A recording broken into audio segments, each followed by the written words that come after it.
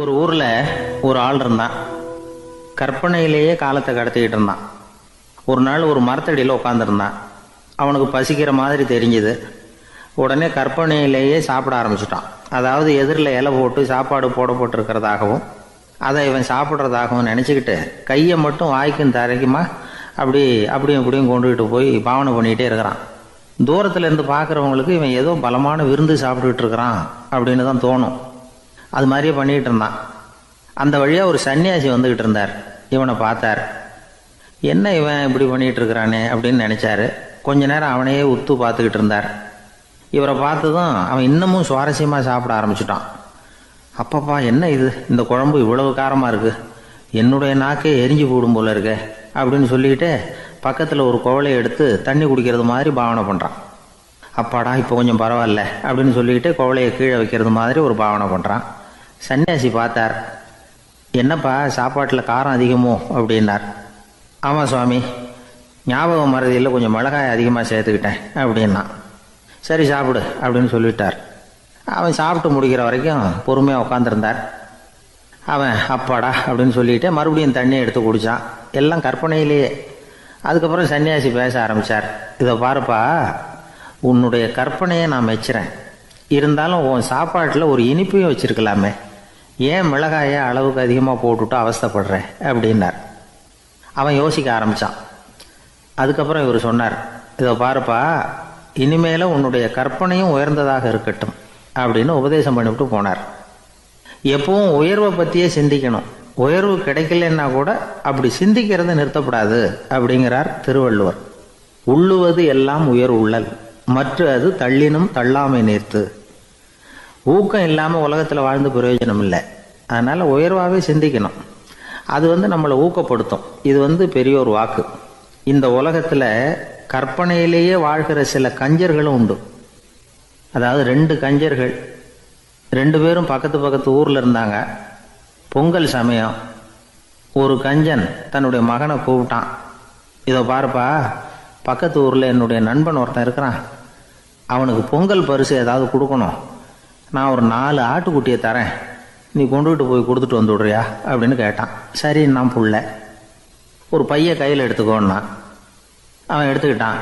இந்த ஆட்டுக்குட்டி பிடிச்சிக்கோ அப்படின்னு சொல்லி ஒவ்வொன்றா போடுறேன் பார் அப்படின்னு சொல்லிட்டு 1 2 3 4 அப்படின்னு எண்ணிக்கிட்டே வெறும் சைகையாலேயே ஆட்டுக்குட்டியை பிடிச்சி போடுறது மாதிரி பாவனை பண்ணிகிட்டு இருக்கிறான். அவன் பிள்ளையும் அதை ரொம்ப அக்கறையாக வாங்கிக்கிறது மாதிரி வாங்கிக்கிட்டு அந்த பையை தூக்கிக்கிட்டு அடுத்த ஊருக்கு போகிறான். இவன் அங்கே போய் சேர்ந்த நேரத்தில் அந்த கஞ்சன் ஊரில் இல்லை, எங்கேயோ வெளியில் போயிருக்கிறான். அவனோட புள்ள மட்டும்தான் வீட்டில் இருந்தான். இவன் அவன்கிட்ட, இதை பாரு, எங்கள் அப்பா உங்கள் அப்பாவுக்கு ஆட்டுக்குட்டி கொடுத்து அனுப்பியிருக்கிறாரு, பிடிச்சிக்கோ அப்படின்னு சொல்லி பாவனையிலேயே ஒவ்வொன்றா எடுத்து அவங்ககிட்ட கொடுத்துட்டான். அவனும் வாங்கிட்டான் வாங்கிறது மாதிரி. அப்புறம் சொன்னான், சரிப்பா, நானும் பதிலுக்கு ஏதாவது ஒன்றுகிட்ட கொடுக்கணும் இல்லையா, அதனால் அந்த பையை பிடி, ஒரு 10 எலுமிச்சம்பழம் தரேன், பதிலுக்கு அதை நீ எடுத்துகிட்டு போ அப்படின்னு சொல்லி கையாலேயே ஒவ்வொன்றா எடுத்து போடுறது மாதிரி பாவனை பண்ணிவிட்டான். அவனும் ரொம்ப நன்றி அப்படின்னு சொல்லிவிட்டு அதை வாங்கிட்டு போயிட்டான். கொஞ்ச நேரம் கழித்து வெளியில் போயிருந்த அப்பங்காரன் திரும்பி வந்தான். உள்ள சொன்னான், அப்பா, உன்னோட நண்பர் அவருடைய மகன் மூலமாக உனக்கு 6 ஆட்டுக்குட்டி கொடுத்து அனுப்பியிருந்தார், நானும் பதிலுக்கு ஒரு 10 எலுமிச்சம்பழம் கொடுத்து அனுப்பியிருக்கிறேன் அப்படின்னா. எப்படிடா கொடுத்தேன்னு கேட்டார் அப்பா. இப்படி தான் கொடுத்தேன்னு சொல்லி சைகையிலேயே காட்டினான். இதை பார்த்ததும் அப்பங்காரனுக்கு பயங்கரமாக கோவம் வந்துட்டுது. பலார்னு அரைஞ்சுட்டான் பையனை. ஏன்பா அரைஞ்ச, 10 எலுமிச்சம்பழம் கொடுத்துட்டேனே அப்படிங்கிறதுக்காகவா அப்படின்னு கேட்டான். அது கூட பரவாயில்ல, நீ காட்டுற சைகையை பார்த்தா ஆரஞ்சு பழம் சைஸுக்கு இருக்குதே, அவ்வளவு பெருசாக ஏன் கொடுத்த, அதுதான் எனக்கு கோபம் அப்படி. ஒரு ராஜா இருந்தார். அவருக்கு என்ன பொழுதுபோக்கு தெரியுமா, தன்னை சுற்றி இருக்கிறவங்க கிட்ட ஏடா கூடமா ஏதாவது கேள்வி கேட்க வேண்டியது, அவங்க பதில் சொல்ல தெரியாமல் முழிக்கிறாங்கல்ல, அதை பார்த்து ரசிக்க வேண்டியது. இப்படி ஒரு சுபாவம் அவருக்கு. ஒரு நாள் அவருடைய மந்திரி ஒருத்தர் அவர்கிட்ட மாட்டினார். அவரை கிட்டத்தில் கூப்பிட்டு, அமைச்சரே, எனக்கு ஒரு சந்தேகம்னார். என்னன்னார் அமைச்சர். கடவுள் இருக்கிறாரா அப்படின்னு ஒரு கேள்வி கேட்டாராம். ஆமா, இருக்கிறார் அப்படின்னாராம் அவரு. அவர் என்ன சர்வ வல்லமை படைச்சவரா அப்படின்னாராம். ஆமா அரசே, அவன் இல்லாம ஒரு அணுவும் அசையாது, இருந்த இடத்துல இருந்தே கண் சிமிட்டுகிற நேரத்துல ஏராளமான அற்புதங்களை நிகழ்த்த அவனன்று யாரால் முடியும் அப்படின்னாராம் அமைச்சர். இந்த இடத்துலதான் எனக்கு இன்னொரு சந்தேகம்னாரா ராஜா. என்ன சொல்லுங்கன்னார்.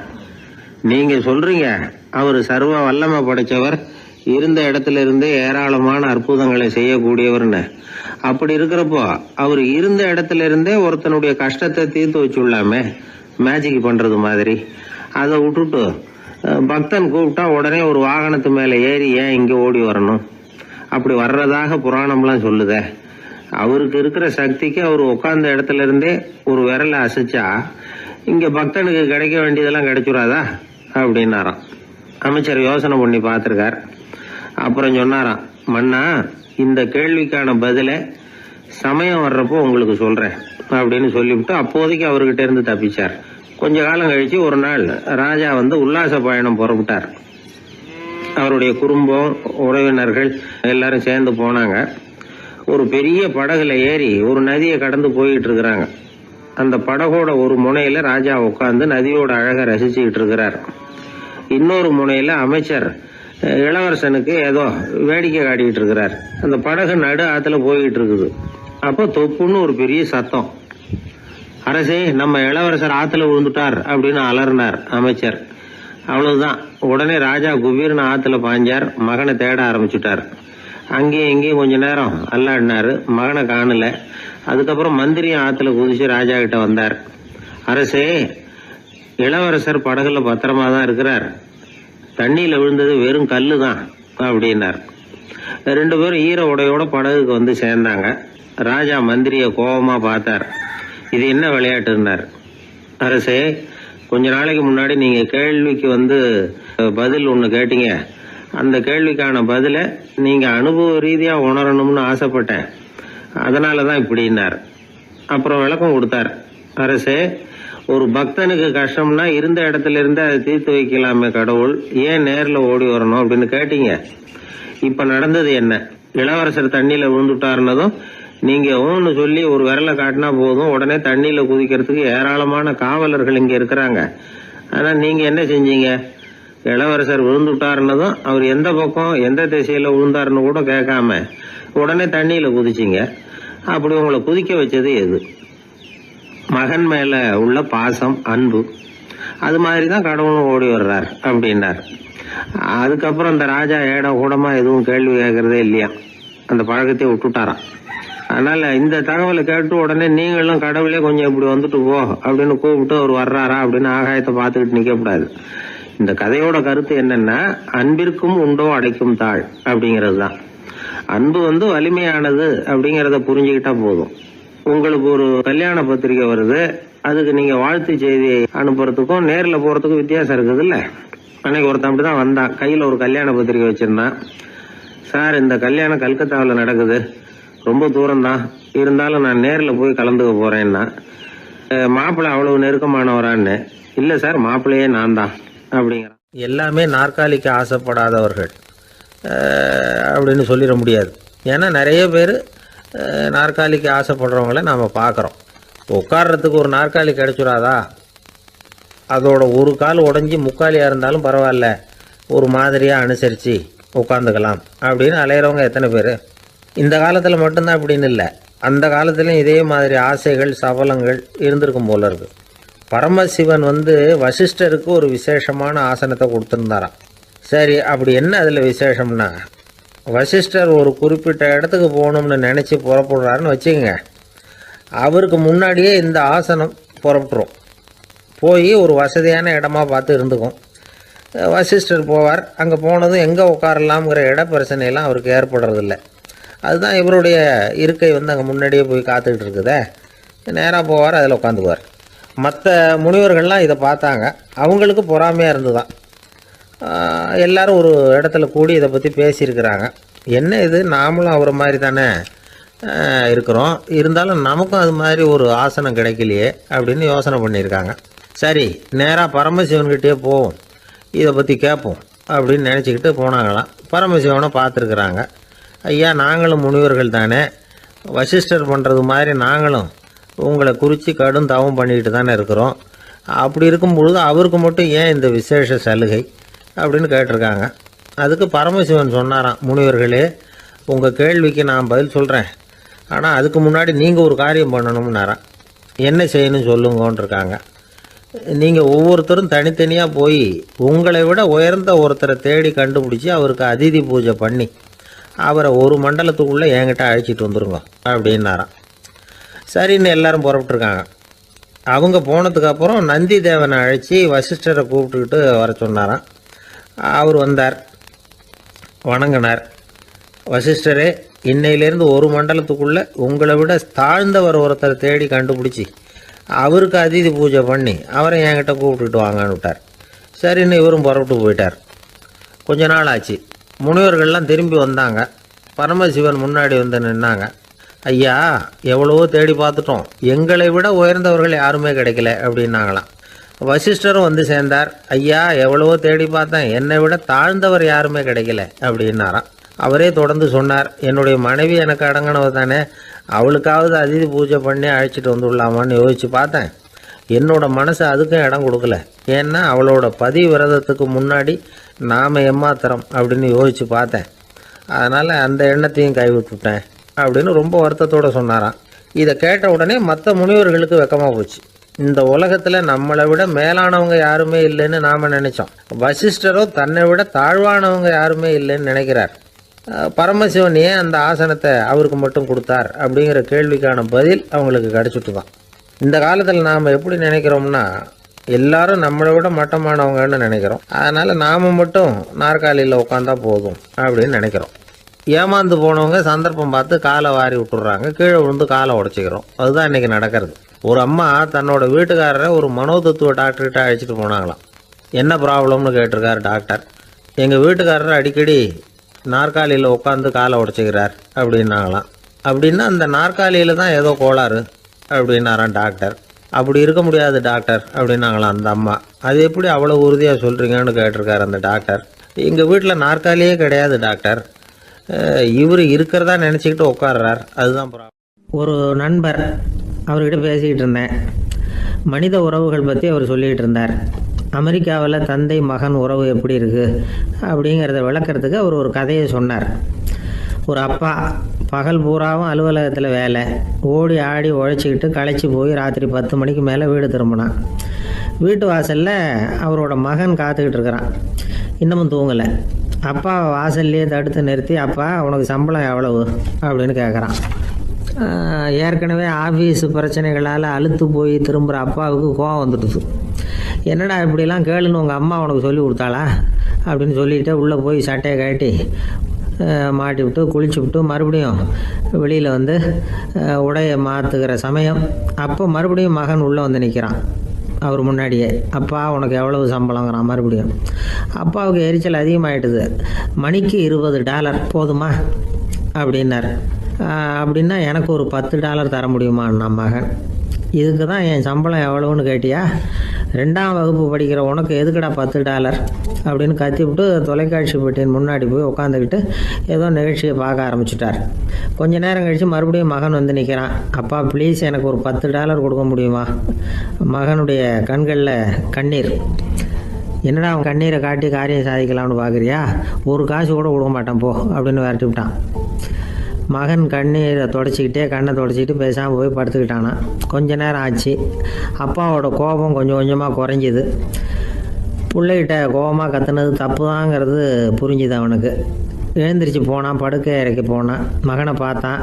அவன் தலையணையை கட்டி பிடிச்சிக்கிட்டு அழுதுகிட்டு இருக்கிறான். அவனை மெல்ல நெருங்கி அவங்ககிட்ட எதமாக பேசுகிறதுக்கு ஆரம்பித்தானான். எதுக்குடா உனக்கு $10 பள்ளிக்கூடத்தில் கேட்டாங்களா அப்படின்னு கேட்டானான். மகன் சொல்லியிருக்கான், இல்லை டாடி, உனக்கு 1 மணி நேரம் சம்பளம் $20ன்னு சொன்னேன். நீ ஏற்கனவே எனக்கு கொடுத்த பாக்கெட் மணி $10 என்கிட்ட இருக்குது. இப்போ நீ இன்னொரு $10 கொடுத்தீங்கன்னா அதையும் சேர்த்து $20 ஆகிடும். அந்த $20 நான் உனக்கு கொடுத்துருவேன். அப்படி கொடுத்தா நீ என் கூட 1 மணி நேரம் செலவழிப்ப இல்லையா, அதுக்காக தான் $10 கேட்டேன் அப்படின்னு சொன்னானான். அந்த அப்பா கண்ணு கலங்கி போச்சான். ஆதரவோடு தன்னுடைய மகனை கட்டி பிடிச்சி அழ ஆரம்பிச்சிட்டாராம். இதுதான் நண்பர் சொன்ன கதை. அமெரிக்கா மட்டும் இல்லை, உலகம் பூராவும் இன்றைக்கி மனித உறவுகள் இப்படி தான் மாறிட்டு இருக்கு. பெரியவர்கள் அறிவுரை என்ன தெரியுமா? உங்கள் குழந்தைகளிடமிருந்து குழந்தை பருவத்தை பிரித்து விடாதீர்கள் அப்படிங்கிறது தான். அதாவது இன்றைய குழந்தைகள் தங்கள் பிருந்தாவனத்தை இழந்து விடுகிறார்கள் அப்படிங்கிறது அவங்களுடைய கருத்து. இந்த நிலைக்கு நாம் காரணமாக இருந்துடக்கூடாது. குழந்தைகளோட விளையாடுவோம், குடும்பத்தோடு உறவாடுவோம் அப்படிங்கிறது தான் நம்முடைய நோக்கமாக இருக்கணும். இன்றைய உறவு முறைக்கு இன்னொரு உதாரணம் சொல்லுவாங்க. ஒருத்தர் வந்தாராம், அவர் பக்கத்தில் ஒரு சின்ன பையன். நாம் அவரை விசாரிக்கிறோம், யார் இந்த பையன் அப்படின்னா அவர் சொல்கிறார், இவன் எனக்கு தூரத்து உறவு அப்படின்னாராம். இந்த தூரத்து உறவுன்னா எப்படின்னு இருக்கான். இதுக்கு அவன் சொல்லியிருக்கிறான், இவன் எங்கள் அப்பாவுக்கு 8வது புள்ள அப்படின்னா. தானத்தில் சிறந்தது எது அப்படின்னு ஒரு கேள்வியை கேட்டு, தானத்தில் சிறந்தது நிதானம் அப்படின்னு அதுக்கு ஒரு பதிலும் சொல்கிறவங்க உண்டு. நிதானம் ரொம்ப அவசியம். அதுவும் இன்றைய உலகத்துக்கு ரொம்ப அவசியம். இன்றைக்கி உலகம் ரொம்ப பரபரப்பாக போய்கிட்டு இருக்குது. பொறுமையாக இருக்கணும்னு நினைக்கிறவங்களால கூட அப்படி இருக்க முடியறதில்ல. பொறுமையை சோதிக்கிறது மாதிரி பல சம்பவங்கள். அதையெல்லாம் சந்திச்சே தீர வேண்டியிருக்குது. எங்கே போனாலும் க்யூவில் நிற்க வேண்டியிருக்குது. எங்கே போனாலும் காத்துக்கிட்டு இருக்க வேண்டியிருக்கு. ஆஃபீஸ்லேயோ வீட்லேயோ கூட நீங்கள் நிதானமாக பொறுமையாக நடந்துக்க தெரியலன்னா உங்களுக்கு சிடுமூஞ்சி, முசுடு இப்படிலாம் பேர் வச்சுருவாங்க. அது உங்களுக்கு தேவையா? சரி, வாழ்க்கையில் பொறுமைசாலின்னு பேர் வாங்கிறதுக்கு என்ன வழி? முதல் பாயிண்ட், நீங்கள் நினைக்கிறது, எதிர்பார்க்கறது, செய்கிறது எல்லாமே 100% கரெக்டாக நடக்கணும்னு ஆசைப்படக்கூடாது. எதுவாக இருந்தாலும் அதில் ஓரளவுக்கு தவறு நடக்கலாம் அப்படிங்கிறத எதிர்பார்த்தே இருக்கணும். ஓரளவுக்கு அதை அனுமதிக்கணும். ஒரு நண்பரை 6 மணிக்கு ஒரு இடத்துக்கு வர சொல்லியிருக்கிறீங்க. 6 மணிக்கு அவர் வரலை, உடனே பொறுமை இழந்து நடந்துக்கக்கூடாது. ஒரு 10 நிமிஷம் டிலே ஆகலாம். ஒரு வர்ற வழியில் பஸ்ஸு கூட ஏதாவது டிராஃபிக்கில் மாட்டியிருக்கலாம். அதெல்லாம் எதிர்பார்த்தே கொஞ்சம் காத்திருக்கிறதுல ஒன்றும் தப்பு இல்லை. சில சமயம் டிலே ஆகிறது கூட நல்லதாக முடியும். ஒரு பஸ்ஸை தவற விட்டுட்டு, ஐயோ கொஞ்சம் ஒரு 2 நிமிஷம் முன்னாடி வந்திருந்தா பிடிச்சிருக்கலாமே அப்படின்னு தவிச்சிக்கிட்டு இருப்பாங்க சில பேர். அடுத்தபடியாக வர்ற பஸ்ஸு நேரடியாக நீங்கள் போக வேண்டிய இடத்துக்கே கொண்டு போய் விடுற பஸ்ஸாக கூட இருக்கலாம். அது உங்களுக்கு முன்னாடி தெரியாதுல்ல. சில நெருக்கடியான சூழ்நிலைகளை தமாஷா எடுத்துக்கிறதுக்கு பழகிக்கணும். சில இடங்களுக்கு போகிறப்ப காத்திருக்கிறதுக்கு நம்ம மனசை தயார்படுத்திக்கிட்டே போகணும்.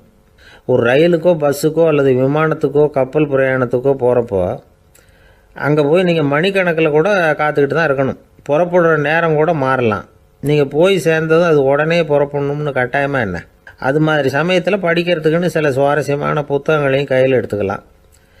உங்களை சுற்றி எவ்வளவோ சுவாரஸ்யமான சம்பவங்கள் நடந்துக்கிட்டு இருக்குதுல்ல, அதையெல்லாம் வேடிக்கை பாருங்கள். எதுக்காக காத்துக்கிட்டு இருக்கிறோமோ அந்த காரியத்தில் உண்மையாகவே நமக்கு ஒரு அக்கறை இருந்தால் நமக்கு போர் அடிக்காது. சில கோயில்களில் பார்த்துருப்பீங்க, தரிசனத்துக்காக பக்தர்கள் நாள் கணக்கில் காத்துக்கிட்டு இருப்பாங்க. அவங்களெலாம் அழுத்துக்கிறது இல்லை. ஆண்டவனை தரிசிக்கணுங்கிற உண்மையான அக்கறை இருக்கிறதுனால அவங்களுக்கு போர் அடிக்கிறது இல்லை. ஆனால் சில சினிமா தியேட்டரில் கூட பார்க்கலாமே, சினிமா கியூ கூட அப்படி தான். சாயந்தரம் 6 மணி ஆட்டத்துக்கு காலம்பரம் 6 மணிக்கே போய் கூட காத்துக்கிட்டு இருப்பாங்க. அவங்களுக்கெல்லாம் போர் அடிக்காது, படம் பார்க்குற ஆர்வம். இன்னொரு முக்கியமான விஷயத்தை நாம் பழக்கப்படுத்திக்கணும். லிவ் ஃபார் தி மூமெண்ட் அப்படிங்கிறாங்க நிபுணர்கள். ரொம்ப பேர் எப்படின்னா அடுத்தபடியாக நடக்க போகிற விஷயத்திலேயே கவனமாக இருப்பாங்க. அந்த நினைப்புலேயே இந்த நிமிஷத்தை பொறுமை இல்லாமல் கழிப்பாங்க. ஒருத்தர் இருக்கார், அவர் எப்படின்னா ஆஃபீஸ் முடியறதுக்குள்ளேயே சார் 5 மணிக்கெல்லாம் ரெடியாக இருங்க, நாம் அந்த ஹோட்டலில் போய் டிஃபன் சாப்பிட்ணும் அப்படின்னு 4 மணிலேருந்து சொல்லிகிட்டு இருப்பார். 4:55 பரபரப்பாக ஓடி வருவார். 2 பேரும் புறப்படுவோம், ஹோட்டலுக்கு போவோம், சாப்பிட்டுக்கிட்டு இருப்போம். அப்படி சாப்பிட்டுட்டு இருக்கிறப்ப சார் சாப்பிட்டு முடித்ததும் நேராக ஒரு ஜவுளி கடைக்கு போகிறோம் அப்படிம்பார். பரபரக்க சாப்பிட்டு முடிப்பார், புறப்படுவார். ஜவுளி கடையில் அவசரமாக சீக்கிரம் பில் போடுங்க சார், சினிமாவுக்கு நேரம் ஆகிடும்பார். சினிமா தியேட்டரில் உட்காந்து அடுத்தபடியாக எங்கே டின்னர் சாப்பிட்றதுன்னு யோசனை பண்ணிகிட்டு இருப்பார். ராத்திரி படுக்கையில் விழுந்ததுக்கு அப்புறமும் நாளைக்கு காலையில் எழுந்திரிச்சதும் அதை பண்ணணும் இதை பண்ணணும்னு திட்டம் போட்டுக்கிட்டே இருப்பார். அதாவது எப்போவும் அடுத்த நிமிஷம், அடுத்த நாள், அடுத்த வாரம், அடுத்த வருஷம், இதுதான் அவங்க சிந்தனை. இந்த நிமிஷம் என்ஜாய்மெண்ட்டை அவங்க இழந்துடுறாங்களாம். அதனால தான் வாழ்நாள் பூரா பொறுமையின்மை, அவஸ்தை, அல்லல். அதனால் நாம் எல்லாரும் வாழ்க்கையில் நிதானமாக இருக்கிறதுக்கு கற்றுக்கணுமா. அதுக்காக இந்த நிதானத்துக்கு வேறு விதமான அர்த்தம் பண்ணிக்கக்கூடாது. ஒருத்தர் அப்படித்தான் ஒரு தடவை அவருடைய குதிரை காணாமல் போயிட்டு தான். அதுக்காக அவர் கவலைப்படலை, நிம்மதியாக இருந்தார், சந்தோஷமாக இருந்தார். என்ன சார் இது, உங்கள் குதிரை திருட்டு போயிட்டுதுங்கிறீங்க, நீங்கள் கவலைப்படாமல் இருக்கிறீங்களே அப்படின்னு கேட்டாங்களாம். அதுக்கு அவர் சொல்லியிருக்கார், நல்ல வேலை சார், கட்டியிருந்த குதிரை காணாமல் போயிருக்குது. நான் அது மேலே உட்காந்துருக்கிற சமயம் அது காணாமல் போயிருந்ததுன்னா, திருட்டு போயிருந்ததுன்னா நானும் சேர்ந்துல காணாமல் போயிருப்பேன் அப்படின்னாராம். எவ்வளவு நிதானமான ஆள் பாருங்கள். ஒரு ஊரில் 4 நண்பர்கள் இருந்தாங்க. 4 பேரும் சோம்பேறிகள். 4 பேருக்கும் எந்த வேலையும் செய்யறதுக்கு உடம்பு வளையறதில்லை. இருந்தாலும் சோம்பேறித்தனத்தில் ஒருத்தருக்கு ஒருத்தர் கொஞ்சம் வித்தியாசம் உண்டு. அதுக்கு தகுந்த மாதிரி அவங்களுக்கு பேர் அமைஞ்சு போச்சு. ஒருத்தன் கால் சோம்பேறி, இன்னொருத்தன் அரை சோம்பேறி, அடுத்தவன் முக்கால் சோம்பேறி, கடைசி ஆள் முழு சோம்பேறி. இவங்க 4 பேரும் நண்பர்கள். அப்புறம் எப்படி காரியம் நடக்கும்? 4 பேரும் ஒரு வீதியில் அப்படியே நடந்து போய்கிட்டு இருக்கிறாங்க. நல்ல பசி. எங்கேயாவது சோறு போடுவாங்களா அப்படின்னு பார்த்துக்கிட்டே வந்தாங்க. அவங்க வந்த வழியில் ஒரு ரூபா காசு கிடந்தது தரையில். அவங்க கண்ணில் அது பட்டுது. ஆனாலும் அதை குனிஞ்சு எடுக்கணுமே, அதுக்கு சோம்பேறித்தனம். முழு சோம்பேறி பார்த்தான். பக்கத்தில் வந்துக்கிட்டு இருந்த முக்கால் சோம்பேறிக்கிட்ட சொன்னானா, டேய் அதை கொஞ்சம் குனிஞ்சு எடுறா அப்படின்னானா. அவன் என்ன பண்ணான் தெரியுமா? அதுக்கு அடுத்தபடியாக வந்த அரை சோம்பேறிக்கிட்ட சொன்னானா, டேய் நீ அதை கொஞ்சம் குனிஞ்சு எடுறா அப்படின்னானா. அவன் இவனை விட மோசம், அடுத்தவங்ககிட்ட சொல்லியிருக்கிறான். அவனும் குனியறதுக்கு தயாராக இல்லை. ஆக கூடி கடைசியில் யாருமே காசை எடுக்கலை. என்னத்துக்கு அனாவசியமாக உடம்ப வளைச்சிக்கணும் அப்படின்னு எல்லாரும் பேசாமல் வந்துட்டாங்க. அவங்க பாட்டுக்கு நடந்து வந்துக்கிட்டே இருக்கிறாங்க. எதிரில் ஒருத்தன் வாழைப்பழத்தை வண்டியில் வச்சு தள்ளிக்கிட்டே வந்தான். ரூபாய்க்கு 4 பழம்னு கூவி விற்றுக்கிட்டே வர்றான். இப்போ அந்த முழு சோம்பேறி சொன்னானா, டேய் வழியில் கிடந்தது 1 ரூபா, அதையாவது எடுத்துக்கிட்டு வந்திருந்தா இப்போ இந்த பழத்தை வாங்கி ஆளுக்கு ஒன்று சாப்பிடலாமே அப்படின்னானா. ஆமாம் சாப்பிட்ருக்கலாமே அப்படின்னாங்களாம் மற்றவங்களும். ஆனாலும் திரும்பி போய் அதை எடுக்கணும்னு யாருக்கும் தோணலை. பேசாமல் சோர்ந்து போய் நடந்து வந்தாங்களாம். இருட்டி போச்சு. வழியில் ஒரு கோவில். சரி இங்கேயே படுத்து தூங்குவோம் அப்படின்னா ஒருத்தன். அதுதான் சரின்னாங்க மற்றவங்களும். அப்படியே மண்டபத்தில் படுத்துட்டாங்க. கோவில் அர்ச்சகர் வேலையெல்லாம் முடிச்சு விட்டு வெளியில் வந்திருக்காரு. இவங்கள பார்த்தாராம். ஏன் இப்படி சோர்ந்து போய் கிடக்குறீங்க அப்படின்னு விசாரிச்சிருக்காரு. 2 நாளாச்சுங்க நாங்கள் சாப்பிட்டு அப்படின்னாங்களாம். அவர் உடனே ஐயோ பாவம் அப்படின்னு சொல்லி பானை, விறகு, அரிசி, தண்ணி எல்லாம் கொடுத்து நீங்களே சமையல் பண்ணி சாப்பிட்டுக்குங்க அப்படின்னு சொல்லிவிட்டு போயிட்டார். இந்த 4 பேருக்கும் சமையல் பண்ணி சாப்பிட்ணும்னு ஆசையாக தான் இருந்தது. ஆனால் அடுப்பு பற்ற வைக்கணுமே, அதுக்கு தீப்பெட்டி வேணுமே. தீப்பெட்டி இல்லை. இப்போ முழு சோம்பேறி ஆரம்பித்தான். அடுத்தவனை பார்த்து, டேய் கடைக்கு போய் ஒரு தீப்பெட்டி வாங்கிட்டு வாயேன் அப்படின்னு நானா. அவன் வழக்கம் போல் அடுத்தவங்ககிட்ட சொல்லியிருக்கான். அவன் அதுக்கு அடுத்தவங்ககிட்ட சொல்லியிருக்கிறான். கடைசியாக கால் சோம்பேறிக்கிட்ட வந்து சேர்ந்தது. அவனும் அது நம்மால் முடியாது அப்படின்னு பேசாமல் இருந்துட்டான். இப்போ தீப்பெட்டி வேணுமே, அதுக்கு என்ன பண்ணுறது? அவங்களுக்குள்ளே பேசி ஒரு முடிவுக்கு வந்தாங்களாம். அதாவது யார் முதல்ல வாயை திறந்து பேசுகிறாங்களோ அவங்க தான் தீப்பெட்டி வாங்கிறதுக்கு போகணும் அப்படின்னு. அவ்வளவுதான். உடனே 4 பேரும் வாயை கெட்டியாக மூடிக்கிட்டு படுத்துக்கிட்டாங்க. அவங்க சமையல் பண்ணி சாப்பிட்டாங்களா என்ன அப்படிங்கிறது அர்ச்சகருக்கு தெரியல. சரி பார்த்துட்டு வரலாமேன்னு வந்தார். வந்து பார்க்குறாரு, இவங்க 4 பேரும் அசையாமல் படுத்து கிடக்குறாங்க. அர்ச்சகர் பயந்துட்டார். ஒருவேளை பசி தாங்காமல் செத்து போட்டாங்களோ அப்படிங்கிற பயம், அல்லது நாம் கொடுத்த உணவுப் பொருளில் ஏதாவது விஷம் கலந்துருக்குமோ அப்படின்னும் பயந்தார். அப்படின்னா நம்ம மேலே பழி வந்துருமே அப்படின்னு நினச்சி நடுங்க ஆரம்பிச்சிட்டார். அப்புறம் அவரும் ஒரு முடிவுக்கு வந்தாராம். கோவிலுக்கு பக்கத்துலேயே ஒரு பெரிய குழி இருந்தது. அதில் ஒவ்வொருத்தரையா இழுத்துக்கிட்டு போய் போட்டார். கொஞ்சம் மண்ணை தள்ளினார். காலால் மிதித்தார். அவர் மிதித்த மிதி ஒருத்தன் அடி வயத்தில் போட்டுவிட்டுது. அவன் உடனே வலி தாங்காமல் ஐயோ அம்மான்னு அலறினான். உடனே நடந்தது என்ன தெரியுமா? மற்ற 3 பேரும் துள்ளி எழுந்திரிச்சாங்களாம். அவனை பார்த்து நீ தாண்டா தீப்பெட்டி வாங்க போகணும், நீ தாண்டா வாங்க போகணும், நீ தான் சத்தம் போட்ட அப்படின்னு சொல்லி ஆரம்பிச்சிட்டாங்களாம். அர்ச்சகர் பார்த்தார். இது பேய் மாதிரி தெரியுதுன்னு நினச்சிக்கிட்டு ஒரே ஓட்டமாக ஓடி போட்டாராம். கிராமப்புறங்களில் இப்படி ஒரு கதையை சொல்கிறது உண்டு. சோம்பல்ங்கிறது நம்ம முன்னேற்றத்துக்கு பெரிய தடை அப்படிங்கிறத நாம் புரிஞ்சுக்கணும். அதுதான் இந்த கதை சொல்கிற நீதி. ஒரு பள்ளிக்கூடத்தில் ஒரு புதுமையான போட்டி நடந்துதான். அதாவது சோம்பேறித்தனத்துக்கு பரிசு. அதில் 2வது பரிசு யாருக்குன்னு அறிவிச்சாங்க. ஒரு பையன் எழுந்திரிச்சு மெதுவாக நடந்து போய் பரிசை வாங்கிட்டான். அடுத்தது முதல் பரிசு யாருக்கு அப்படின்னு அறிவிச்சாங்களாம். அவன் கடைசி வரிசையிலேருந்து கத்தினானா, ஐயா அதையும் அந்த பையன் மூலமாகவே கொடுத்து அனுப்பி வச்சுருங்க, இங்கே வந்தது நான் வாங்கிக்கிறேன் அப்படின்னு நானா. ஐயா உங்கள் பேரை தொடர்ந்து தினம் கேட்டுக்கிட்டு இருக்கிறேன் அப்படின்னார் ஒருத்தர். தொடர்ந்து கேட்குறீங்களே, உங்களுக்கு காது வலிக்கலையா அப்படின்னு கேட்டோம். பேசுகிற உங்களுக்கே வாய் வலிக்கல அப்படிங்கிறப்போ கேட்குற எங்களுக்கு எப்படி காது வலிக்கும் அப்படின்னார். நம்ம உடம்புல ஒரு அதிசயம் என்ன தெரியுமா? ரொம்ப நேரம் நாம் நடக்கிறோம்னு வச்சுக்கோங்க, கால் வலிக்கும். ரொம்ப நேரம் வேலை செஞ்சால் கை வலிக்கும், உடம்பு வலிக்கும். ரொம்ப நேரம் பார்த்துக்கிட்டே இருந்தால் கண்ணு வலிக்கும். ரொம்ப நேரம் பேசிக்கிட்டே இருந்தால் வாய் கூட வலிக்கும். ஆனால் ரொம்ப நேரம் கேட்டுக்கிட்டே இருக்கிறதுனால காது வலிக்கிறது இல்லை. அதனால் கேட்கறதுக்கு முக்கியத்துவம் கொடுத்தாங்க நம்ம பெரியவங்க. திருவள்ளுவர் தேவையில்லாமல் வார்த்தைகளை உபயோகப்படுத்த மாட்டார். ஒரு திருக்குறள்னு எடுத்துக்கிட்டாவே அதில் மொத்தம் 7 வார்த்தைகள், அவ்வளவுதான்.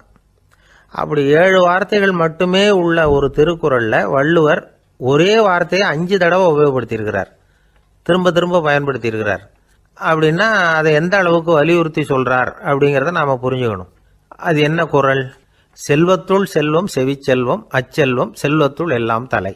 செவிச்செல்வம்ங்கிறது அவ்வளவு முக்கியமானது. கற்றலின் கேட்டல் நன்று. அதிகம் கேட்கணுங்கிறதுக்காகத்தான் எவ்வளவு கேட்டாலும் காது வலிக்கிறது இல்லை. குறைச்சலாக பேசணும், அதிகமாக கேட்கணும்.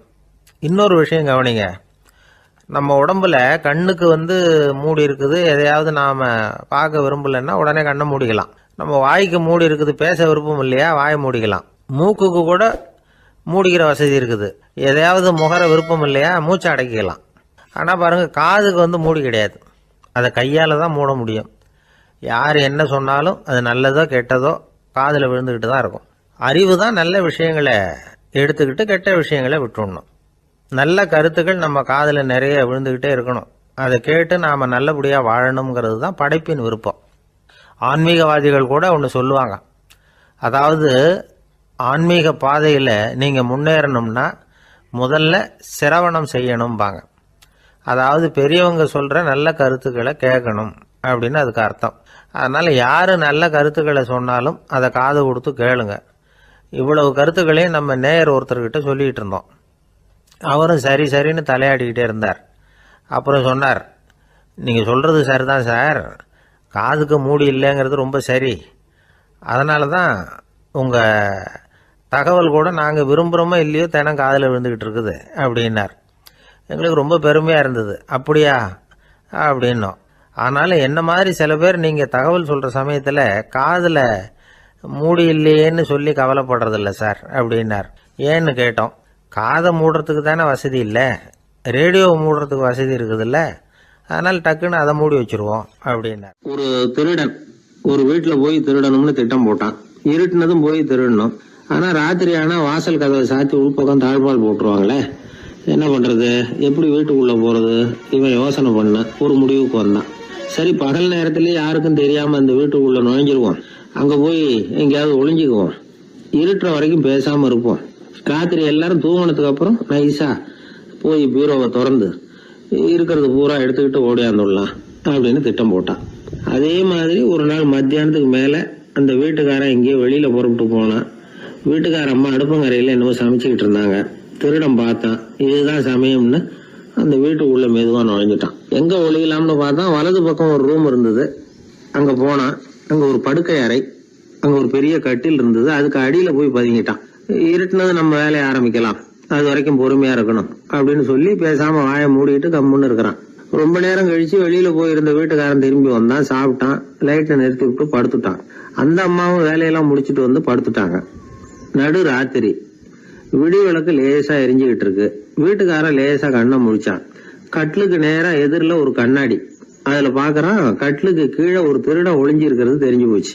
உடனே அவன் திருடன் திருடன்னு சத்தம் போடல, யோசனை பண்ணான். மேஜையில இருக்கிற கத்தி எடுத்து கையில வச்சுக்குவோமா அப்படின்னு யோசனை பண்ணான். இந்த சந்தர்ப்பத்துல கத்தியை உபயோகப்படுத்துறதை விட புத்தியை உபயோகப்படுத்துறது தான் சாமர்த்தியம் அப்படின்னு நினைச்சான். உடனே அது பிரகாரம் செயல்பட ஆரம்பிச்சிட்டான். என்ன பண்ணான் தெரியுமா? எதையும் வெளியில காட்டிக்காம ரொம்ப சர்வசாதாரணமா தன்னுடைய மனைவி கிட்ட பேச ஆரம்பிச்சான். மனைவியும் புத்திசாலி, அதனால அவங்களுக்கு தெரியும். அவங்களும் வீட்டுக்காரர் கேட்ட கேள்விக்கு பொருத்தமா பதில் சொல்ல ஆரம்பிச்சாங்க. இவன் கேட்டான், இத பாரு, நமக்கு குழந்தை பிறந்தா அதுக்கு கிருஷ்ணமூர்த்தின்னு தான் பேர் வைக்கணும் அப்படின்னா. அதெல்லாம் முடியாது. ஆம்பளை பிள்ளையா இருந்தா ஏகாம்பரம், பொம்பளை பிள்ளையா இருந்தா பங்கஜவல்லி, இதுதான் அவங்க மாமனார் மாமியார் பேர், அதான் வைக்கணும் அப்படின்னாங்க அந்த அம்மா. அதெல்லாம் முடியாது, நான் முடிவு பண்ணிவிட்டேன் கிருஷ்ணமூர்த்தின்னு கத்துனா அவன். இல்ல ஏகாம்பரம் பங்கஜவல்லின்றது இந்த அம்மா. வாதம் முத்தி போச்சு. கிருஷ்ணமூர்த்தி கிருஷ்ணமூர்த்தி கிருஷ்ணமூர்த்தின்னா அவன், ஏகாம்பரம் பங்கஜவல்லி ஏகாம்பரம் பங்கஜவல்லின்னு இவங்க கத்துறாங்க. ஒரே சத்தமா போச்சு. இத கேட்டதும் பக்கத்து வீட்டுல இருந்தவங்க, எழுத்த வீட்டுல இருந்தவங்க எல்லாம் எழுந்திரிச்சு ஓடி வந்து இவங்க வீட்டு கதவை தட்ட ஆரம்பிச்சிட்டாங்க. தடன்னு இவன் சாவகாசமா எழுந்திரிச்சு போய் கதவை திறந்தான். என்னங்க இந்த ராத்திரி வேலையில எங்களை எல்லாம் ஏன் கூப்பிட்டீங்க, யாருக்கு என்னாச்சு அப்படின்னு கேட்டாங்க. கேட்டது யாருன்னா பக்கத்து வீட்டு கிருஷ்ணமூர்த்தி, எழுத்த வீட்டு ஏகாம்பரம் பங்கஜவல்லி எல்லாரும். அடடே, உங்களை கூப்பிடலீங்க, குழந்தைக்கு பேர் வைக்கிறது சம்பந்தமா எங்களுக்குள்ள சண்டை வந்துட்டுது, அதுதான் விஷயம். வேணும்னா இதை கட்டிலுக்கு அடியில ஒளிஞ்சிட்டு இருக்கிறானே ஒருத்தன், அவனை கூட கேட்டு பாருங்க, அவன் தான் இதுக்கு சாட்சி அப்படிங்கிறான் அந்த ஆளு. உடனே எல்லாரும் விஷயத்த புரிஞ்சுக்கிட்டு திருடனை பிடிச்சி போலீஸ்ல ஒப்படைச்சிட்டாங்களாம். நெருக்கடியான நேரங்கள்ல பதறாம புத்திசாலித்தனமா செயல்படணுங்கிறத தெரிஞ்சுக்கிறதுக்காக இந்த கதை. புத்திசாலித்தனமா செயல்படுற ஒரு குடும்ப தலைவி இருக்காங்க. அவங்க என்ன செய்வாங்க தெரியுமா, எல்லாரும் ராத்திரி ஆனா வீட்டை உள்பக்கமா பூட்டி விட்டு தானே படுப்பாங்க. ஆனா அந்த அம்மா என்ன பண்ணுவாங்கன்னா வீட்டை வெளிப்பக்கமா ஒரு பூட்டு போட்டு பூட்டி விடுவாங்க. எழுத்த வீட்டுக்காரங்க கிட்ட சொல்லி தினமும் இப்படி பூட்டி விட சொல்றது பழக்கம். ஏங்க அப்படி செய்யறீங்க, திருடன் சுலபமா உள்ளே வந்துடக்கூடாதுங்கிறதுக்காகவா அப்படின்னு கேட்டாங்க. இல்லைங்க, சுலபமா வெளியில போயிடக்கூடாதுங்கிறதுக்காக அப்படின்னாங்க. என்னங்க சொல்றீங்க அப்படின்னு கேட்டாங்க. ஆமாங்க, இவருக்கு அந்த பழக்கம் உண்டு அப்படின்னு தன்னுடைய வீட்டுக்காரரை காட்டினாங்க. பக்கத்து வீடுகள் பத்திரமா இருக்கணுங்கிறதுக்காக தன்னுடைய வீட்டை பூட்டி வைக்கிறது ஒரு பெரிய விஷயம் தானே. நடந்து போய்கிட்டு இருந்தார். அவர் தோள்ல ஒரு பெரிய துணி மூட்டை, அதை சுமந்துக்கிட்டு கடத்தெருவை நோக்கி அவர் போய்கிட்டு இருக்கிறார். வழியில அவரை சந்திச்சார் உமர். அவர் கேட்டார், கலீஃபா அவர்களே எங்க புறப்பட்டுட்டீங்க அப்படின்னு கேட்டார். கலீஃபான்னா ஆட்சித்தலைவர்னு அர்த்தம். இதுக்கு அவர் சொன்னார், நான் துணி வணிகம் செய்யறவன், அதனால துணி வியாபாரம் செய்யறதுக்காக போயிட்டு இருக்கிறேன்னார். நீங்க இப்போ இந்த நாட்டுக்கு ஆட்சி தலைவர், ஆட்சி பொறுப்புல இருக்கிறீங்க, நீங்க வியாபாரம் செய்ய போட்டா அரசு பணிகளை செய்யறது யாரு அப்படின்னு கேட்டார் அவர். நான் அரசு பணிகளை மட்டுமே செஞ்சுக்கிட்டு இருந்தா என் குடும்பத்தை காப்பாத்துறது யாரு அப்படின்னு கேட்டார் அவர். இப்படி கேட்டவர் யார் தெரியுமா, அவர் தான் அபூபக்கர், இறை தூதர் முகமது அவர்களுக்கு பிறகு கலீஃபாவாக தேர்ந்தெடுக்கப்பட்டவர். அப்போலாம் ஆட்சி தலைவர்களுக்கு சம்பளம்னு எதுவும் கிடையாது. இந்த பிரச்சனையை எப்படி தீர்க்கிறதுன்னு யோசனை பண்ணார் உமர். அபு உபைதா அவர்கள்கிட்ட அழைச்சிட்டு போனார். அவர் யாருன்னா, அவர் தான் பொது நிதி கருவூலத்தின் பொறுப்பாளர். அவர்கிட்ட பிரச்சனையை சொன்னார். இது மாதிரி ஆட்சி தலைவருக்கு பொது நிதியிலிருந்து ஊதியம் அளிக்க முடியுமான்னு கேட்டார்.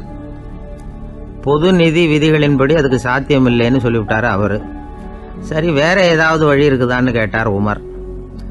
அபு உபைதா கொஞ்சம் யோசனை பண்ணி பார்த்தார். அப்புறமா சொன்னார், மக்காவிலிருந்து மதீனாவுக்கு குடிபெயர்ந்து வந்த அகதிகளுக்கு நிதி உதவி அளிக்கிறதுக்கு விதிகளில் இடம் இருக்கு. அப்படி பார்த்தா அபூபக்கரும் அகதி தானே, அதனால எல்லா அகதிகளுக்கும் கொடுக்கறது மாதிரியே அவருக்கும் ஒரு தொகை அளிக்கலாம்னார்.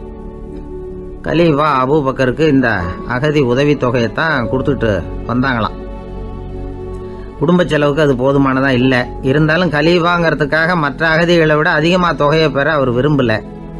மார்பு பக்கம் கிழிஞ்சிருந்த ஒரு மேலாடையை தான் அவர் அணிஞ்சிருந்தார். அவருடைய துணைவியார் அஸ்மா, அவங்க ஒரு நாள் தேன் அருந்த ஆசையா இருக்குன்னாங்களாம். நமக்கு கிடைக்கிற ஊதியம் குடும்ப செலவுக்கே போதுமானதா இல்லையே, இந்த நிலையில தேன் வாங்கறதுக்கு காசுக்கு நான் எங்க போவேன் இருக்காரு அவரு. கொஞ்ச நாள் கழிச்சு அவங்க ஒரு தொகையை அவர்கிட்ட கொடுத்து தேன் வாங்கிட்டு வர சொன்னாங்களாம். இவருக்கு ஆச்சரியம், ஏது இந்த பணம்னு கேட்டிருக்காரு. நீங்க தினமும் குடும்ப செலவுக்காக கொடுத்துக்கிட்டு வந்த பணத்துல கொஞ்சம் கொஞ்சமா மிச்சப்படுத்தி வச்சேன்னாங்களாம். அபூபக்கர் அந்த பணத்தை எடுத்துக்கிட்டு நேரா பொது நிதி கருவூல பொறுப்பாளர்கிட்ட போனார். இந்த பணத்தை பொது நிதியில சேர்த்துருங்க, இது அதிகப்படியா எனக்கு தரப்பட்டு வந்த ஊதியம், அடுத்த மாசத்துல இருந்து இந்த தொகையை குறைச்சிங்கன்னு வேற சொல்லிவிட்டாராம். பசியை தணிக்க தேவையான அளவு உணவு, ஒரு ஜோடி உடை, இதை தவிர கூடுதலா மக்கள் பொது நிதியிலிருந்து வாங்கிக்கிறதுக்கு என் குடும்பத்தாருக்கு உரிமை இல்லை அப்படின்னு சொல்லி கண்டிப்பா சொல்லிவிட்டாராம். அவர் வாங்கிட்டு வந்த இந்த குறைந்த ஊதியம் கூட அவர் மனசை உறுத்திக்கிட்டே இருந்தது. கடைசி நேரம் அவர் தம்முடைய மகள் ஆயிஷா அவர்களை அழைச்சார். மகளே, இதுவரைக்கும் பொது நிதியிலிருந்து நான் வாங்கிட்டு வந்த தொகை என்னுடைய இதயத்துல பாரமா அழுத்திக்கிட்டு இருக்கு.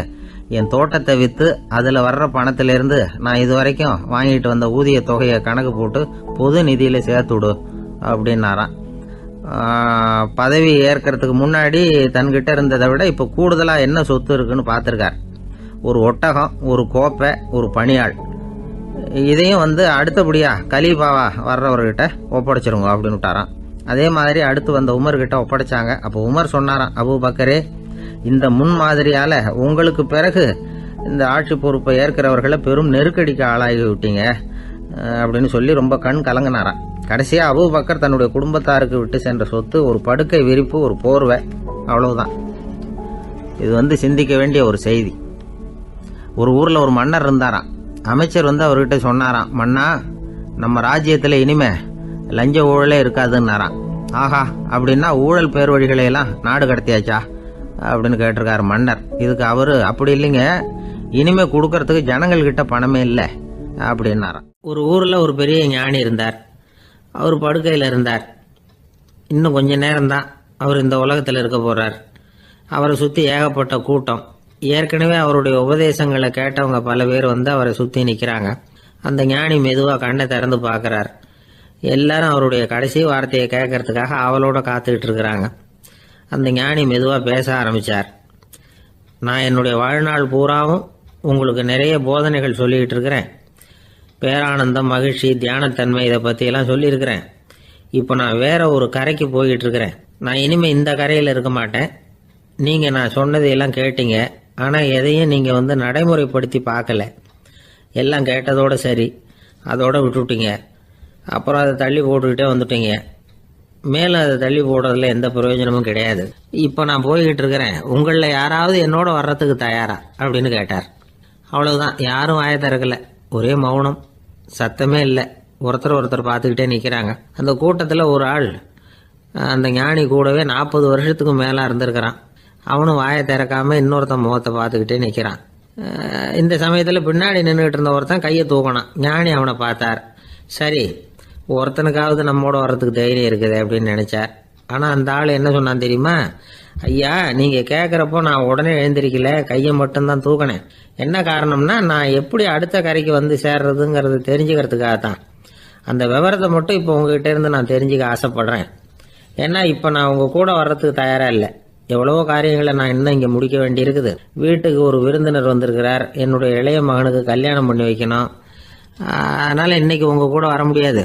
அது மட்டும் இல்லை, இப்போ உங்கள் கூட அடுத்த கரைக்கு வந்தால் திரும்பி வர முடியாதுன்னு வேற சொல்கிறீங்க. அதனால் இப்போ நான் வரல. இன்னொரு நாள் நிச்சயமாக நான் வர்றேங்க, உங்களை சந்திக்கிறேன். அதனால் இப்போ நீங்கள் இன்னொரு தடவை எங்களுக்கு விளக்கமாக சொல்லணும். ஏற்கனவே பல தடவை சொல்லியிருக்கிறீங்க. தயவு பண்ணி இப்போ ஒரு தடவை சொன்னீங்கன்னா சௌகரியமாக இருக்கும். அந்த அடுத்த கரையை அடையிறது எப்படி? இப்போ ஒரு தடவை அதை விளக்கமாக சொல்லிட்டீங்கன்னா நல்லா ஞாபகப்படுத்திக்குவேன். அது சரியான சமயம் வர்றப்போ இது எனக்கு உதவியாக இருக்கும் அப்படின்னு நானா. ஆனால் உண்மை என்ன தெரியுமா? அந்த சரியான சமயம் வரவே இல்லை அப்படிங்கிறது தான் உண்மை. இப்படி அந்த கதை முடியும். இந்த கதை அந்த ஒரு ஆளுக்கு மட்டும் இல்லை, கிட்டத்தட்ட எல்லாருக்குமே அது பொருந்தும் அப்படிங்கிறாங்க விவரம் தெரிஞ்சவங்க. எல்லாருமே அந்த சரியான தருணத்துக்காக தான் காத்துக்கிட்டு இருக்கிறாங்களாம். அதுக்காக ஜோசியம் பார்க்குறாங்க, கைரேகை பார்க்குறாங்க.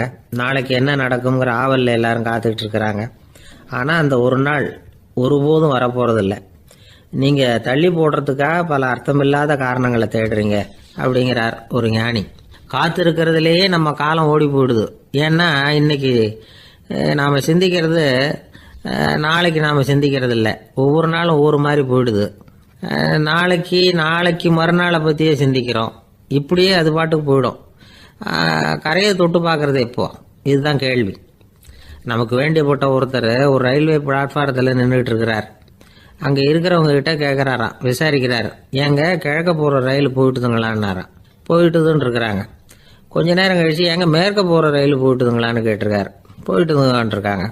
அப்புறம் கொஞ்ச நேரம் கழிச்சு மறுபடியும், ஏங்க 10:30 மணி வண்டி போயிட்டுதான்னு கேட்டிருக்காரு. தொடர்ந்து காலையிலேருந்து சாயந்தரம் வரைக்கும் இப்படி ஒரே இடத்துல நின்றுட்டு கேட்டுக்கிட்டே இருக்கிறார். இதை பார்த்துக்கிட்டு இருந்த ஒருத்தர் அவர்கிட்ட ஏங்க நீங்கள் எங்கே போகணும் அப்படின்னு கேட்டாராம். இவர் மெதுவாக சொன்னாராம், இந்த ரயில்வே லைனை தாண்டி அந்த பக்கம் போகணும் அப்படின்னு. அங்க ஒரு முனிவர் இருந்தார். சுவாமி, என்ன ஆசீர்வாதம் பண்ணுங்க, எனக்கு ஏதாவது புத்தி சொல்லுங்க அப்படின்னா அவர் ஆசீர்வாதம் பண்ணார். அதுக்கப்புறம் சொன்னார், மகனே, நீ எந்த காரியத்தை செஞ்சாலும் செய்யறதுக்கு முன்னாடி ஒரு தடவை அதனால ஏற்படக்கூடிய விளைவுகளை நல்லா யோசிக்கணும். உன் மனசுக்கு அது சரின்னு தெரிஞ்சா மட்டும் அதை செய்யணும் அப்படின்னார். அரசன் அவர் சொன்னதை அப்படியே மனசுல வாங்கிக்கிட்டான். அவர் காலடியில விழுந்து வணங்கினான். 100 பொற்காசுகளை அவர் காலடியில வச்சுட்டு திரும்பினான். அமைச்சர் இதை கவனிச்சார். என்ன இது, நம்ம அரசர் இவ்வளவு ஏமாளியா இருக்கிறாரு, இந்த ஒரு சாதாரண யோசனை சொன்னதுக்கு 100 பொற்காசுகள் கொடுத்துட்டாரு.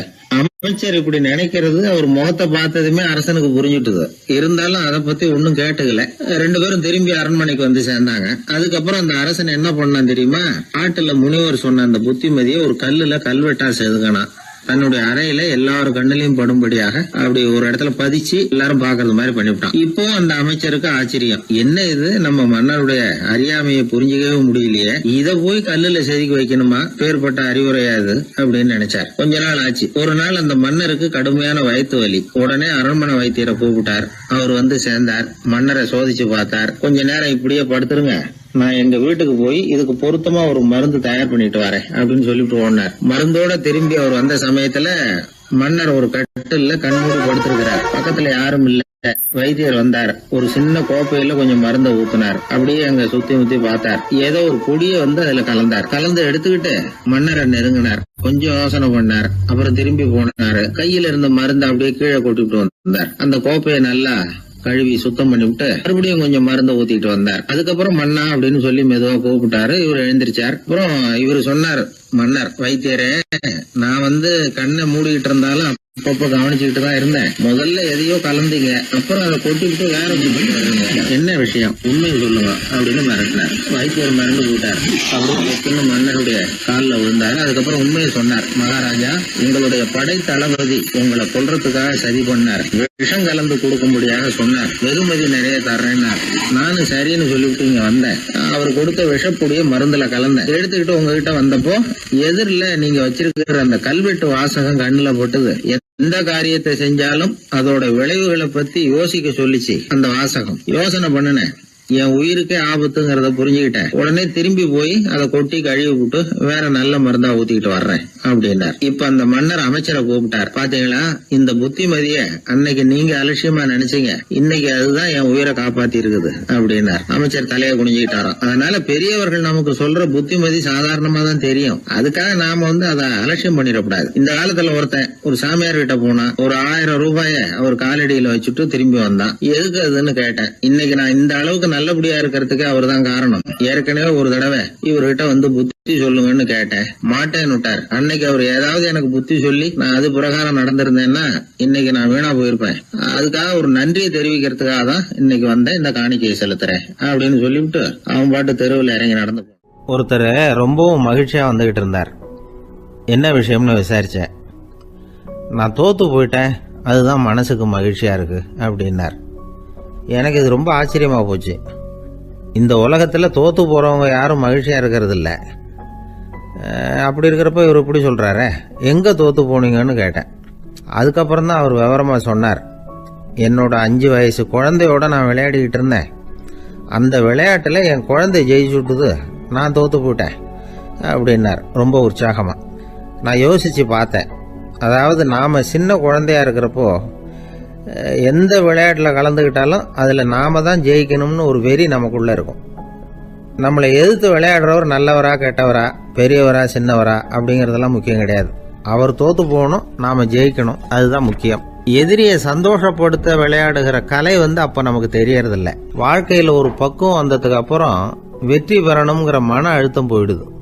போட்டியில் ஜெயிக்கணுங்கிறத விட குழந்தையை சந்தோஷப்படுத்தணுங்கிறது முக்கியமாக போச்சு. ஜெயிக்கணுங்கிற வெறி ஓடி போட்டுது. ஒரு குழந்தையா இருந்தப்போ நம்ம வளர்ச்சிக்கு உதவிய வெறி பெரியவனானதுக்கு பிறகு நமக்கு எதிரியா மாறுது.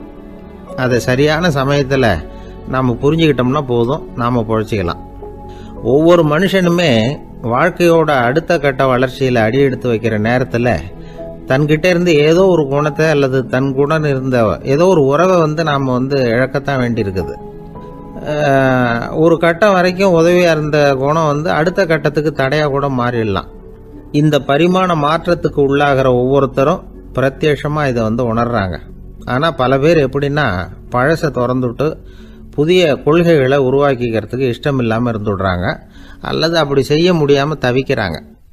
இதையெல்லாம் மீறி அந்த பழசை திறந்துட்டா அதை இழந்ததால உண்டாகிற மன அழுத்தம் சில காலத்துக்கு வருத்திக்கிட்டு தான் இருக்கும், வேற வழி இல்லை. ஆரோக்கியமான ஒரு முன்னேற்றத்துக்காக அந்த மன அழுத்தத்தை தாங்கிக்கத்தான் வேணும். அப்படிங்கிறாரு அந்த உலக புகழ்பெற்ற மேதை ஒருத்தர், இந்த ஸ்காட் பெக் அப்படிங்கிறவர். பிறந்த நாள் முதல் இதுதான் சரி அப்படின்னு கற்பிக்கப்பட்டு வந்த ஒவ்வொரு தத்துவத்தையும் தங்களுடைய வளர்ச்சிக்கு தகுந்த மாதிரி மாற்றி அர்த்தப்படுத்தி கொள்ள முடியாமல் வாழ்க்கை சூழல்ல அப்படியே அரைப்பட்டு தூளாகிறவர்கள் தான் ரொம்ப தவிக்கிறாங்களாம். இதுதான் அவருடைய கருத்து. பெரும்பாலும் மனிதர்களுடைய நடுத்தர வயசுல, அதாவது 30 தாண்டுகிற சமயத்துல தான் இந்த தவிப்பு உண்டாவதுதான். இதை தான் மேற்கத்திய நாடுகளில் அடிக்கடி மிட் லைஃப் கிரைசிஸ் அப்படின்னு சொல்றாங்க. அப்பப்போ பழசையெல்லாம் தொலைச்சி விட்டு புதுசாக பிறக்கிறதுக்கு கற்றுக்கணும். ஒவ்வொரு நிமிஷத்தையும் அந்த நிமிஷத்துக்கு ஏற்ற சித்தாந்தம் கொண்டவர்களாக சந்திப்போம் அப்படிங்கிறார் அந்த உளவியல் நிபுணர். இப்படி பழகிக்கிட்டா வாழ்க்கை இன்பமயம், இல்லைன்னா தவிப்பு மயம்தான். பழசை தொலைக்க முடியாதவர்களில் எத்தனையோ பேர் உண்டு, எத்தனையோ ரகம் உண்டு. அதில் வேடிக்கையான நண்பர்களும் உண்டு. ஒருத்தர் நண்பர் வீட்டுக்கு போனார். அவர் ஏதோ இனிப்பு பலகாரம் கொடுத்து சாப்பிட சொல்லியிருக்கிறாங்க அவங்க வீட்டில். இவர் சாப்பிட்டு பார்த்துட்டு சொன்னாராம், சார் 6 மாதத்துக்கு முன்னாடி ஒரு தடவை இங்கே வந்தேன், அப்போது ஒரு இனிப்பு பலகாரம் கொடுத்தீங்க, அது இதை விட நல்லா இருந்தது சார் அப்படின்னாராம். அப்போ செஞ்ச அதே இனிப்பு பலகாரம் தான் சார் இதுவும் அப்படின்னாராம் அவர். வதந்தியை விட வேகமா போகக்கூடியது எது அப்படின்னு கேட்டார் ஒருத்தர். வதந்தின்னார் இன்னொருத்தர். அவர் அப்படி சொன்னதுல ஒன்றும் தப்பு இல்லை. வதந்தி வேகமா பரவறதுக்கு என்ன காரணம்? 1க்கு 2 மிகைப்படுத்தி சொல்ற மனுஷ சுபாவம் ஒரு காரணம், சொல்றத அப்படியே நம்புறது இன்னொரு காரணம். எப்பொருள் யார் யார் வாய் கேட்பினும் அப்பொருள் மெய்ப்பொருள் காண்பது அறிவு அப்படின்னாரு வள்ளுவர். யாரு எதை சொன்னாலும் அதை அப்படியே நம்ப கூடாது. அறிவு வேலை செய்யணும். அதுல எந்த அளவுக்கு உண்மை இருக்குது அப்படின்னு கண்டுபிடிக்கணும். முக்கியமான பொறுப்புல உள்ளவங்களுக்கு எல்லாம் இது ரொம்ப முக்கியமா தேவைப்படுகிற ஒரு தகுதி. ஒரு நாட்டுல ஒரு சாதாரண ஆள் ஒருத்தன் இருந்தான். அவங்கிட்ட ஒரு கழுதை இருந்தது. ரொம்ப பிரியமா வளர்த்தான். அவனுக்கு அது ரொம்ப நெருக்கமான நண்பன். வேற மனுஷங்க யாரும் கிடைக்கல போல இருக்குது. அந்த கழுதைக்கு கந்தர்வசேனன் அப்படின்னு பேர் வச்சான். அந்த பேரை சொல்லிதான் அவன் அதை கூப்பிடுறது வழக்கம். அவ்வளவு பிரியமா வளர்த்த அந்த கழுதை ஒரு நாள் திடீர்னு செத்து போச்சு. எப்படி இருக்கும் அவனுக்கு? ரொம்ப சங்கடப்பட்டான். சாப்பிட கூட பிடிக்கல.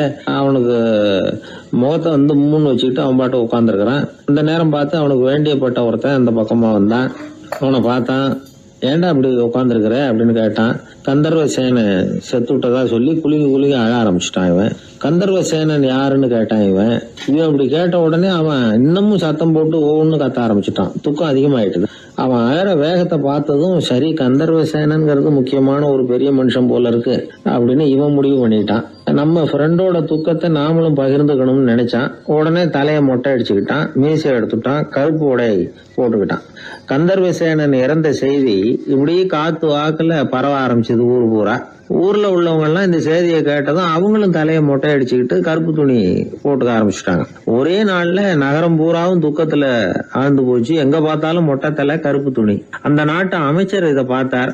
ஜனங்கள்லாம் வருத்தமா இருக்கிறாங்களே அப்படின்னு நினைச்சு சில பேரை கூப்பிட்டு விசாரிச்சார். என்ன விஷயம் அப்படின்னு. கந்தர்வசேனன் செத்துட்டார், அதனாலதான் இப்படி துக்கம் அனுஷ்டிக்கிறோம் அப்படின்னாங்க. அவராவது கொஞ்சம் யோசனை பண்ணி பார்த்திருக்கலாம்ல. கந்தர்வசேனன்னு சொல்றீங்களே, யார் அது அப்படின்னு விசாரிக்கலாம்ல. விசாரிக்கல. மக்கள் துயரத்துல நாமளும் பங்கு எடுத்துக்கணும் அப்படின்னு தான் அவர் நினைச்சார். அவரும் உடனே மொட்டை அடிச்சுக்கிட்டு கருப்பு சட்டை போட்டு ஆரம்பிச்சுட்டார். அமைச்சர் இப்படி இருக்காருங்கிற செய்தி அரசருக்கு எட்டுச்சு. அவர் என்ன பண்ணாரு, அவரும் மொட்டை போட்டுக்கிட்டு தூக்கம் அனுஷ்டிக்க ஆரம்பிச்சுட்டார். அன்னைக்கு ராத்திரி ராஜா மொட்டை தலையோட அந்த புறத்துக்கு வர்றார், முகத்தை முன்னு வச்சுக்கிட்டு. ராணி பார்த்தாங்க. என்னங்க இது, என்ன விஷயம், உங்க துக்கத்துக்கு என்ன காரணம்னு கேட்டாங்க. ராஜா ரொம்ப கவலையோட, கந்தர்வசேனன் செத்துட்டாராம், ஜனங்கள்லாம் வருத்தத்துல இருக்கிறாங்க, அதனால நானும் அவங்களோட துக்கத்துல பங்கெடுத்துக்கிறேன், ஒரு ராஜாவோட கடமை இல்லையா அது அப்படின்னார். அது சரி, கந்தர்வசேனன் யாரு, உங்க அப்பாவா அண்ணனா, எதுக்காக தலையை மொட்டை அடிச்சிங்க அப்படின்னு கேட்டாங்க ராணி. அதுக்கப்புறம் தான் ராஜா யோசிக்க ஆரம்பிச்சார். ஆமா, அதுவும் சரிதானே, நாம என்னத்துக்கு அவசரப்பட்டு இப்படி பண்ணோம் அப்படின்னு சொல்லி நினைச்சுக்கிட்டு அதுக்கப்புறம் அமைச்சரை கூப்பிட்டார். அப்புறம் விவரம் கேட்டார். யாருங்க இது கந்தர்வசேனங்கிறது யாருன்னு கேட்டார். அவரும் அதுக்கப்புறம் தான் யோசிக்க ஆரம்பிச்சார். அவரு ஜனங்களை கூப்பிட்டு விசாரிச்சார். ஒவ்வொருத்தரா விசாரிச்சுக்கிட்டே கடைசியா அந்த ஆளுகிட்ட போய் சேர்ந்தாங்க. கந்தர்வசேனன் யாருன்னு கேட்டாங்க. என்னோட கழுதைன்னு அவன். ராஜாவும் மந்திரியும் தலையை தொங்க போட்டுக்கிட்டாங்க. எல்லாரும் சொல்றதையும் கண்ணை மூடிட்டு நம்ப ஆரம்பிச்சா கதை இப்படிதான் போய் முடியும். இந்த காலத்துல எல்லாம் சில பேர் சொல்ற விஷயம் கப்சா மாதிரி இருக்கும், ரீல் விடுறார் அப்படின்னு நினைப்போம். ஆனா அதுலயும் உண்மை இருக்கும். ஒருத்தர் ரொம்ப பெருமையா சொன்னார், சார் 10 பேர் ஒரே குடையில வந்தோம் சார், ஒரு சொட்டு தண்ணி கூட எங்க யார் மேலயும் படல சார் அப்படின்னார். 10 பேர் ஒரே கூடையில வந்திருக்கிறாங்க, ஒரு சொட்டு தண்ணி கூட மேல படலையாம். பெருமையா சொன்னார். அது எப்படிங்கன்னு கேட்டோம். அவர் சொல்றாரு, ஏன்னா அப்ப மழையே பெய்யல சார் அப்படின்னு. வாயில கொழுப்பு இருந்தாலும் பரவாயில்ல சார், எப்படியாவது ஒரு வழியா சமாளிச்சுக்கலாம். ஆனா வயத்துல மட்டும் கொழுப்பு இருக்கக்கூடாது சார்.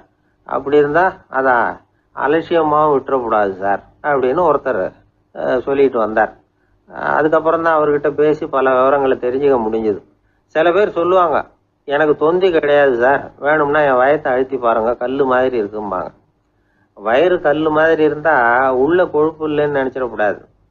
வயிற்று தசைக்கு அடியில உள்ள கொழுப்பு சில வாத்தியங்கள்ல இருக்குமே நரம்பு, அது மாதிரி டைட்டா இழுத்துக்கிட்டு இருக்குன்னு அர்த்தம். அதனால தொட்டு பார்த்தா கல்லு மாதிரி தான் இருக்கும், இருந்தாலும் தொந்தி தான். வயத்துல கொழுப்பு அதிகமா இருக்கிறது சங்கடம் தான். அதனால கொலஸ்ட்ரால் அளவு அதிகமாகும். இதய நோய்கள், நீரிழிவு, ஹைப்பர் டென்ஷன், ஸ்ட்ரோக், இது மாதிரி ரிஸ்க் எல்லாம் அதிகமாகும். ஒருத்தர் ஒல்லியா இருக்கலாம், உடம்பு எடை அதிகப்படியா இல்லாம இருக்கலாம். அப்படி இருந்தா கூட அவர் உடம்புல மற்ற பகுதியை விட வயத்துல கொழுப்பு அதிகமா இருக்கும். நாம தான் ஒல்லியா இருக்கிறோமே, நமக்கு ஒண்ணும் இல்லை அப்படின்னு நினைச்சிடக்கூடாது. சரி, நம்ம வயிறு இருக்க வேண்டிய அளவை விட அதிகமா இருக்குதா இல்லையா, அதை எப்படி கண்டுபிடிக்கிறது? அதுக்கு சில வழி இருக்குது. முதல்ல நீங்க நேரா ஸ்ட்ரெயிட்டா நிமிர்ந்து நில்லுங்க. உங்க பார்வையை மட்டும் கீழே தாழ்த்தி காலு விரலை கவனிங்க. விரல் உங்களுக்கு தெரியுதா அப்படின்னா உங்க வயறு நார்மலா இருக்குன்னு அர்த்தம். கால் விரல் உங்க கண்ணுக்கு தெரியலையா அப்படின்னா உங்களுக்கு வயிறு பெருசுதான். இன்னொரு வழி இருக்கு. அது என்ன தெரியுமா? ஒரு தரையில நீட்டா படுத்துடணும். 1 மீட்டர் நீளம் உள்ள அளவுகோல் ஒண்ணு எடுத்துக்கோங்க. கழுத்து எலும்புல ஒரு பக்கத்தையும் இடுப்புல ஒரு பக்கத்தையும் வைங்க. பக்கவாட்டுல வைங்க, அதாவது படுக்கவாட்டுல. அது நடுப்பகுதி வயத்துல முட்டி தராசு மாதிரி ஆடுதா அப்படின்னா உங்க வயிறு உங்களுக்கு ப்ராப்ளம் தான். அதனால அதை கண்டுபிடிக்கிறதுக்கு அப்படி ஒரு அளவுகோல் வச்சிருக்கிறாங்க. மருத்துவ அறிவியல் ரீதியா உங்களுக்கு தொந்தி இருக்குதா இல்லையான்னு கண்டுபிடிக்கிறதுக்கு ஒரு வழி இருக்கு. உங்க இடுப்புல வெயிஸ்ட் அப்படின்னு சொல்றோம்ல, இடுப்புல ஒரு அளவு எடுக்கணும், சுற்றளவு. இடுப்புக்கு கீழே ஹிப்னு சொல்றோம்ல, அங்க ஒரு அளவு எடுக்கணும், அதிகபட்ச சுற்றளவு எடுக்கணும். அந்த அளவை இந்த அளவால வகுக்கணும். அதாவது உங்க வெயிஸ்ட் மெஷர்மெண்ட் இருக்குல்ல, அதை ஹிப் மெஷர்மெண்டால வகுக்கணும். இந்த விகிதம், அதாவது வெயிஸ்ட் ஹிப் ரேஷியோ, ஆண்களுக்கு 0.95க்கு மேல போகக்கூடாது, பெண்களுக்கு 0.85க்கு மேல போகக்கூடாது. அப்படி போயிட்டுதுன்னா வயிறு பெருத்திருக்குதுன்னு அர்த்தம். இது டாக்டர்கள் கண்டுபிடிக்கிற ஒரு விதம். சரி, இந்த தொந்தியை குறைக்கிறதுக்கு என்ன பண்ணலாம்? பட்னி கிடக்கலாமா அப்படின்னா அது தேவையில்லை. ஆனா கலோரி அளவை குறைக்கணும். அது எப்படி? கொழுப்பு ஆகாரத்தை குறைக்கணும். இப்போ கார்போஹைட்ரேட்டு, புரோட்டீன்லாம் இருக்குது இல்ல, அதெல்லாம் ஒரு கிராமுக்கு சுமாரா 4 கலோரி கொடுக்கும். ஆனா கொழுப்பு ஒரு கிராமுக்கு 9 கலோரி கொடுக்கும். அதனால ஒரே அளவுள்ள ஆகாரங்கள்ல கூட கலோரி வித்தியாசம் இருக்குது. கலோரி அளவு குறைச்சலா கொடுக்கக்கூடிய ஆகாரம் சாப்பிடணும். இப்போ தொந்தியை குறைக்கிறதுக்கு கடுமையான உடற்பயிற்சி தேவையா அப்படின்னு கேட்டா அதுவும் தேவையில்லையா. ஆகாரத்துல கொழுப்பை குறைச்சாவே போதும், மற்ற ஆகாரம் செரிக்கிறதுக்கு லேசான உடற்பயிற்சியே போதும். வயத்தை குறைக்கிறேன்னு சொல்லி சில பேர் உட்காந்து எழுந்திருப்பாங்க, அதுவும் தேவையில்லையா. அப்படிலாம் பண்ணி உங்களை கஷ்டப்படுத்திக்க வேண்டியதில்லை. வயத்தை குறைக்கிறதுக்கு அதெல்லாம் உதவுறது இல்லை அப்படின்னு அது சம்பந்தமான நிபுணர்கள் சொல்றாங்க. இப்போ இது சம்பந்தமா 1984 ஒரு சோதனையே பண்ணி பார்த்துருக்குறாங்க. ஒரு நாளைக்கு 185 தடவை உட்காந்து எழுந்திருக்கிறது. இது மாதிரி 27 நாள் பயிற்சி பண்ணிவிட்டு பார்த்தாங்களாம்.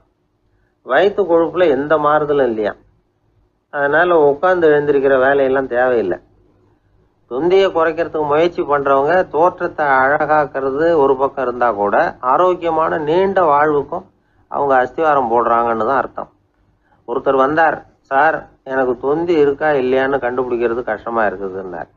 சரி, நான் கண்டுபிடிக்கிறேன், இப்படி தரையில காலை நீட்டி ஸ்ட்ரைட்டா படுங்க அப்படின்னோம். சரின்னு படுத்துட்டார். இப்போ உங்க கண்ணை திருப்பி கால் கட்டை விரலை பாருங்க, கட்டை விரல் தெரியுதா அப்படின்னு கேட்டேன். தெரியுது சார்னார். நீங்க தெரியுதுன்னு சொல்றத நான் எப்படி நம்புறதுன்னு. அதோ தெரியுற அந்த கட்டை விரல் நுனியில ஒரு ஈ கூட உட்காந்துருக்குது பாருங்க சார் அப்படின்னார். அப்படின்னா நீங்க பாக்குறது கட்டை விரல் இல்லை சார், உங்க மூக்கு நுனி, அங்கதான் இப்ப ஈ உட்காந்துருக்குது அப்படின்னும். ஒருத்தர் வேகமா நடந்து போறாரு, கடத்தெருவில் ஒரு ஸ்வீட்டு கடையை பார்க்குறாரு. உடனே சடன் பிரேக் போட்டது மாதிரி நிற்கிறார். ஒரு ஸ்வீட் வாங்கி சாப்பிடலாமேன்னு மனசு சொல்லுது. டாக்டர் வேணாம்னு சொல்லியிருக்கிறார், உடம்புக்கு ஒத்துக்காது, அதனால் அது வேணாம்னு சொல்லுது அறிவு. இவர் மனசு சொல்கிறத கேட்கல, அறிவு சொல்கிறபடி கேட்குறார். அதனால் மறுபடியும் வேகமாக அங்கேருந்து நடந்து போயிடுறார். அவர் நல்ல மனுஷனுக்கு அறிவும் இருக்குது, உணர்ச்சியும் இருக்குது. எதுக்கு எடுத்தாலும் உணர்ச்சி வசப்பட்டுக்கிட்டு இருக்கக்கூடாது, அறிவு வசத்தில் நாம் இருக்கணும். அப்போ தான் நாம் நல்லபடியாக வாழ முடியும். இல்லைன்னா அவஸ்தை தான். மகாபாரதத்தில் சந்தனுன்னு சொல்லி ஒரு அரசன் வர்றான். அவன் ஒரு சமயம் அறிவு வசப்படாமல் உணர்ச்சி வசப்படுறான். அதாவது ஒரு நாள் கங்கை கரையில் ஒரு அழகான பொண்ணை பார்க்குறான். இவனுடைய மனசு அவகிட்ட போயிடுது. அவளை கல்யாணம் பண்ணிக்கிறதுக்கு ஆசைப்படுறான். அந்த பொண்ணு சரின்னு சம்மதிக்கிறா. ஆனால் ஒரு நிபந்தனை போடுறா. அந்த நிபந்தனைக்கு சம்மதம்னு சொன்னாதான் உன்னை கல்யாணம் பண்ணிக்குவேன்னு சொல்றா. சரி, அவ போட்ட நிபந்தனை என்ன தெரியுமா? இது மாதிரி நான் உங்க மனசு புண்படுற மாதிரி எந்த காரியம் பண்ணாலும் நீங்க என்ன ஏன்னு கேட்கக்கூடாது, நான் செய்யற காரியத்தை தடுக்கவும் கூடாது. அப்படி நீங்க செஞ்சா அடுத்த கணமே நான் உங்களை பிரிஞ்சு போயிடுவேன். இதுதான் அந்த பொண்ணு போட்ட நிபந்தனை. சந்தன அரசன் இந்த நிபந்தனையை ஒத்துக்கலாமா? இதை அறிவுபூர்வமாக யோசிச்சிருந்தா இதுக்கு கட்டுப்பட்டுருக்க மாட்டான். இந்த நிபந்தனைக்கு நான் சம்மதிக்க மாட்டேன்னு தான் சொல்லியிருக்கணும். ஆனால் அவன் அந்த நேரத்தில் உணர்ச்சி வசத்தில் இருந்தான். அதனால் நீ என்ன சொன்னாலும் சரின்னு ஒத்துக்கிட்டான். அவளை கல்யாணம் பண்ணிக்கிட்டான். இதனால் என்ன ஆச்சு? 7 பச்சை இளம் குழந்தைகளை பிறந்த உடனே அவள் கங்கையில் தூக்கி எறிஞ்சி கொல்லக்கூடிய கோர காட்சியை இவன் ஒன்று பின்னாடி ஒன்றா பார்க்க வேண்டியதாக போச்சு. கடைசியில் 8வது குழந்தை பிறந்ததுன்னா அவனுடைய அறிவு மேலோங்குது. அந்த கொடிய செயலை தடுத்து நிறுத்துறான். அந்த 8வது குழந்தை தான் பின்னாடி பீஷ்மர் ஆகிறார்.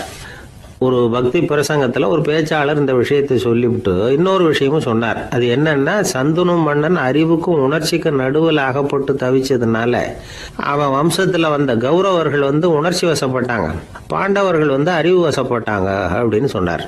மனுஷனுக்கு உணர்ச்சியை விட அறிவு மேலோங்கி இருக்கணுங்கிறது சரிதான். ஆனால் அந்த அறிவை எப்படி உபயோகப்படுத்துகிறோங்கிறது முக்கியம். ஒருத்தர் சொன்னார், சார் இன்னைக்கு கோயம்புத்தூரில் ஒரு கல்யாணம், அதுக்கு நான் போக முடியலேன்னு நினைக்கும் பொழுது மனசுக்கு ரொம்ப வருத்தமாக இருக்குது சார் அப்படின்னார். ரொம்ப உணர்ச்சி வசப்பட்டார். அதுக்காக கவலைப்படாதீங்க சார், ஒரு வாழ்த்து தந்தி கொடுத்துருங்களேன் அப்படின்னார் இன்னொருத்தர். அது எப்படி சார் முடியும்னார் அவர். நான் தானே சார் கல்யாண மாப்பிள்ளை அப்படிங்கிறார் அந்த ஆள். ஒரு மனுஷனை பார்த்து என்கிட்ட வாலாட்டாதே அப்படின்னு சொன்னால் அவன் நம்மகிட்ட ஏதோ வம்புக்கு வர்றான்னு அர்த்தம். ஒரு நாயை பார்த்து யாரும் என்கிட்ட வாலாட்டாதே அப்படின்னு சொல்கிறது இல்லை. ஏன்னா நாய் வாலாட்டுனா அது நம்மக்கிட்ட தன்னுடைய நன்றியை தெரிவிக்கிறதாக நினச்சிக்கிட்டு இருக்கிறோம். ஆனால் அது அப்படி இல்லை அப்படின்னு சொல்கிறாங்க அது சம்பந்தமான நிபுணர்கள். ஒரு நாய் தன்னுடைய வாலை இந்த பக்கமும் அந்த பக்கமுமா இப்படியும் அப்படியும் ஆட்டிக்கிட்டு இருந்தா அது பதட்டத்தில் கூட இருக்கலாம். நாய் நட்பாக இருந்தாலும் வாலாட்டும், ஆத்திரத்தில் இருந்தாலும் வாலாட்டும், கோபத்தில் இருந்தாலும் வாலாட்டும், குழப்பத்தில் இருந்தாலும் வாலாட்டும், மகிழ்ச்சியாக இருந்தால் கூட அது வாலாட்டும். அதை நாம் தப்பாக புரிஞ்சுக்கிட்டு அதுக்கிட்ட போய் மாட்டிக்கக்கூடாது. நாயை பற்றி எனக்கு நல்லா தெரியும் அப்படின்னு சொல்கிறவங்க கூட அதுக்கிட்ட கடி வாங்கிட்டு நிற்கிறது உண்டு. நிபுணர்கள் என்ன சொல்கிறாங்க தெரியுமா? எப்போவுமே நாய்கள் திடீர்னு கடிச்சு விடுறதில்ல, கடிக்கிறதுக்கு முன்னாடி சில அறிகுறிகளை காட்டும். அதை சரியாக புரிஞ்சுக்கிட்டோம்னா தப்பிச்சுக்கலாம். ஒரு வீட்டுக்கு போகிறீங்க, அங்கே புதுசாக ஒரு நாயை பார்க்குறீங்க, உடனே அதுக்கிட்ட போய் குனிஞ்சு சிரிச்சுக்கிட்டே அது தலையில் தட்டுறீங்க. இது ரொம்ப தப்பான். ஒரு நாய் இன்னொரு நாயை நேருக்கு நேர் பார்த்து பல்ல காட்டுனா அது தன்னுடைய தன்முனைப்பை காட்டுதுன்னு அர்த்தமா. உன்னை விட நான் பெரியவன் அப்படின்னு சொல்லுதுன்னு அர்த்தம். அதனால் நீங்கள் அது மாதிரி கிட்ட போய் சிரிக்கிறோம் அப்படின்னு நினச்சிக்கிட்டு பல்ல காட்டினா உங்களையும் எதிரியாக நினச்சிரும். இன்னொரு விஷயம் என்னென்னா, தலையில் தட்டுனா நாய்க்கு பிடிக்காது. அது தன்னை அடக்கிறதாகவும் அச்சுறுத்துறதாகவும் நினச்சிக்கிட்டு இருக்கும். சரி, அப்படின்னா புதுசாக ஒரு இடத்துல அல்லது வீட்டில் நாய்க்குட்டியை பார்த்தா என்ன பண்ணுறது? நீங்கள் சும்மா இருங்க, அதுவாக கிட்ட வரட்டும். அதுக்கப்புறம் அதுக்கிட்ட கனிவாக பேசுங்க. கன்னம், மார்பு, தோல் இங்கெல்லாம் தட்டலாம், தப்பு இல்லையா? தலையில் தான் தட்டப்படாதான்.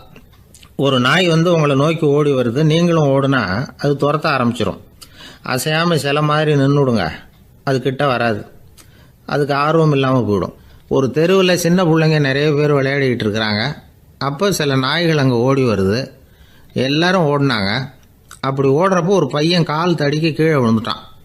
என்னாச்சு தெரியுமா? துரத்திட்டு வந்த நாய்கள்லாம் கீழே விழுந்தவன ஒன்றும் செய்யலை, அவன்கிட்டே போகல. ஓடிக்கிட்டு இருந்தாங்கல்ல பசங்க, அவங்கள துரத்திக்கிட்டு அவங்க பின்னாடி ஓடிச்சான். அதுதான் நாய்களுடைய சுபாவம். ஒரு நாய் நம்மளை நேருக்கு நேர் முறைச்சி பார்க்குதுன்னு வச்சுங்க, நாமளும் அதை முறைச்சி பார்க்கக்கூடாது. நாம் வேறு பக்கம் எங்கேயாவது பார்க்க ஆரம்பிச்சிடணும்.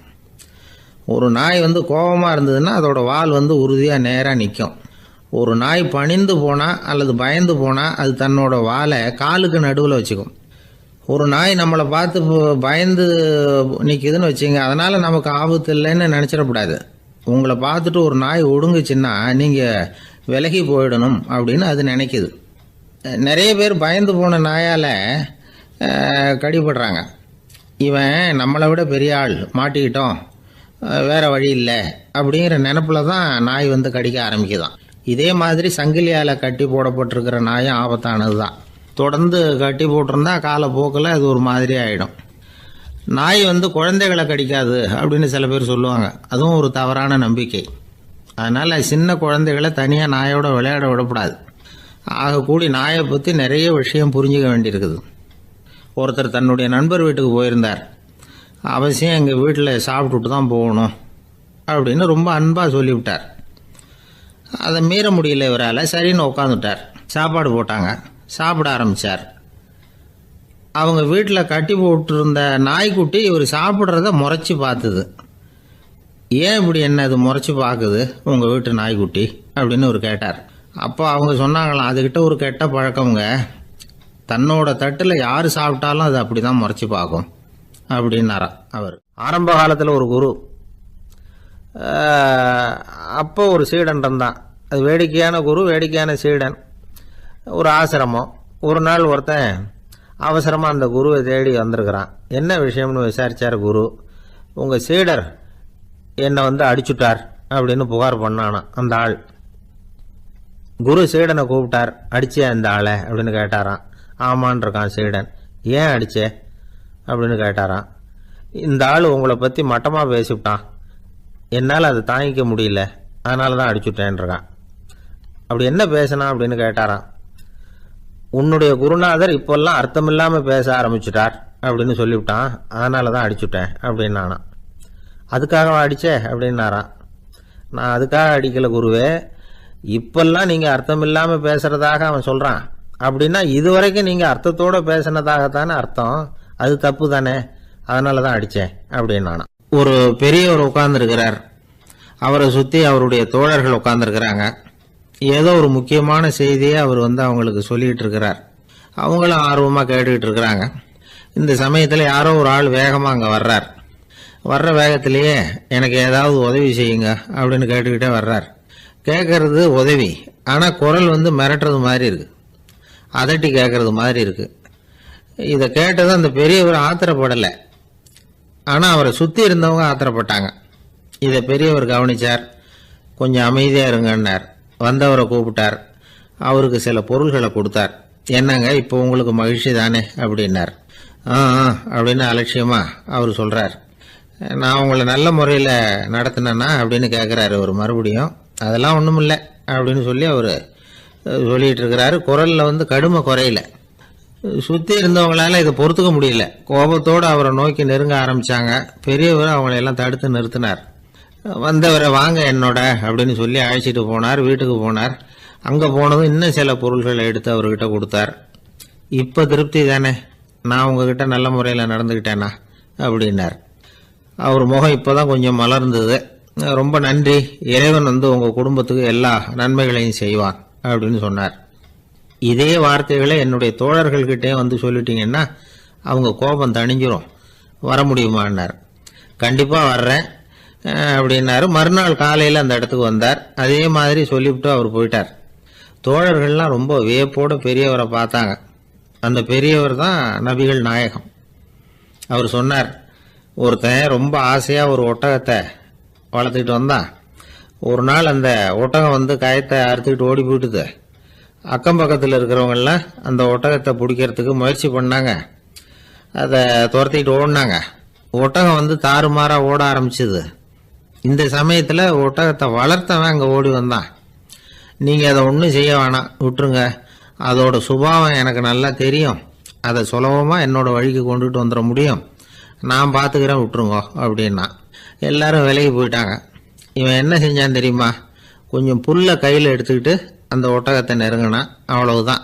அது ஓடி வந்து இவன் காலடியில் உட்காந்துக்கிட்டது. செல்லமாக அதை அப்படியே தடவி கொடுத்தான், முதுகில் ஏறி உட்காந்துக்கிட்டான். அது பாட்டுக்கு சாதுவாக நடந்து போகுது. இந்த கதையை நபிகள் நாயகம் தம்முடைய தோழர்களுக்கு சொல்றார். ஒட்டகத்தை மட்டும் இல்லை, சில மனிதர்களையும் கூட சில விதத்தில் அணுகிதான் அவர்களை வந்து சீர்திருத்த வேண்டியிருக்குது அப்படிங்கிறத அவங்களுக்கு உணர்த்தினார். இது ஒரு அழகான உளவியல் அணுகுமுறை. சில குடும்ப தலைவர்கள் கூட இந்த ஒட்டகம் மாதிரி நடந்துகிறது உண்டு, அப்புறம் அடங்கி போகிறதும் உண்டு. ஒரு குடும்ப தலைவர் காலையில் எழுந்திரிச்சதுலேருந்து சத்தம் போட்டு கத்திக்கிட்டு இருப்பார். பக்கத்தில் இருந்தவங்கெல்லாம் ஓடி போய் சமாதானம் பண்ணி பார்த்தாங்க. அவர் ஓயறது மாதிரி தெரியல. கடைசியில் அவர் மனைவி வந்தாங்க. நீங்கள் எல்லாம் விலகி போயிடுங்க, அவர் சுபாவம் எனக்கு தெரியும், நான் பார்த்துக்கிறேன் அப்படின்னாங்க. சரின்னு எல்லாரும் போயிட்டாங்க. சாயந்தரமாக வந்து பார்க்குறாங்க, அவர் சத்தம் இல்லாமல் ஒரு மூலையில் உட்காந்துருக்கிறார், ரொம்ப சாதுவா. ஆச்சரியமாக இருந்தது. என்னம்மா பண்ணீங்கன்னு கேட்டாங்க. அது ஒன்றும் இல்லைங்க, ஒரு வேளை சாப்பாட்டை நிறுத்தினேன், பட்னி போட்டேன், அவ்வளவுதான் அப்படின்னாங்க அந்த அம்மா. உழைப்பும் நேர்மையும் உயர்வதற்கு வழிகள். அதை விட்டுட்டு உட்கார்ந்த இடத்துல இருந்துகிட்டே உயர போகணும் அப்படின்னு ஆசைப்படக்கூடாது. பல பேர் அப்படிதான் கற்பனை பண்றாங்க. அந்த கற்பனையிலேயே பாதி வாழ்க்கை ஓடி போடுது. உழைப்புங்கிற வழியையும் நேர்மைங்கிற வழியையும் ஒதுக்கி விட்டு குறுக்கு வழியில ஓட நினைக்கிறவங்க குப்புற விழுந்துடுறாங்க. எந்த தொழிலை நாம செய்தாலும் சரி, அந்த தொழிலுக்குரிய பெருமையை நாம புரிஞ்சுக்கிட்டு அதுல ஈடுபடணும். அப்படி இல்லாம என்ன சார் பொழப்புது, இந்த தொழிலை மனுஷன் செய்வானா அப்படி புலம்பிக்கிட்டே இந்த தொழிலையே செஞ்சுக்கிட்டு இருக்கிறவங்க நம்மள பல பேர் உண்டு. செய்யும் தொழிலே தெய்வம் அப்படின்னு சொல்றாங்கல்ல, அப்படி சொல்றது எதுக்காக? அந்த அளவுக்கு அதுல ஒரு ஈடுபாடு வேணுங்கிறதுக்காகத்தான். ஒரு பெரிய மலைப்பகுதி, அந்த மலை அடிவாரத்துல ஒரு சிற்பி உட்காந்து ஒரு சிலையை வடிச்சுக்கிட்டு இருக்கிறான். கையில ஒரு சின்ன உளிய வச்சுக்கிட்டு ஒரு பெரிய கருங்கல் பாறையை கொஞ்சம் கொஞ்சமா உடைச்சுக்கிட்டு இருக்கான். ஒரு சிற்பத்தை வடிக்கிறதுங்கிறது அவ்வளவு உன்னதமான ஒரு தொழிலா? எல்லாராலையும் முடியுமா அது? அப்படி இருந்தும் அந்த சிற்பிக்கு மன நிறைவில்லை. அவன் நினைக்கிறான், இந்த கடுமையான வெயில்ல உட்கார்ந்து வேலை செய்யறது எவ்வளவு கஷ்டம். நாம ஒரு சிற்பியா இருக்கிறதுனால தானே சூரியன் கடுமையான வெப்ப கதிர்களை நம்ம மேல வீசுறான். நாமளே அந்த சூரியனா இருந்துட்டா இந்த கஷ்டம் இருக்காதே.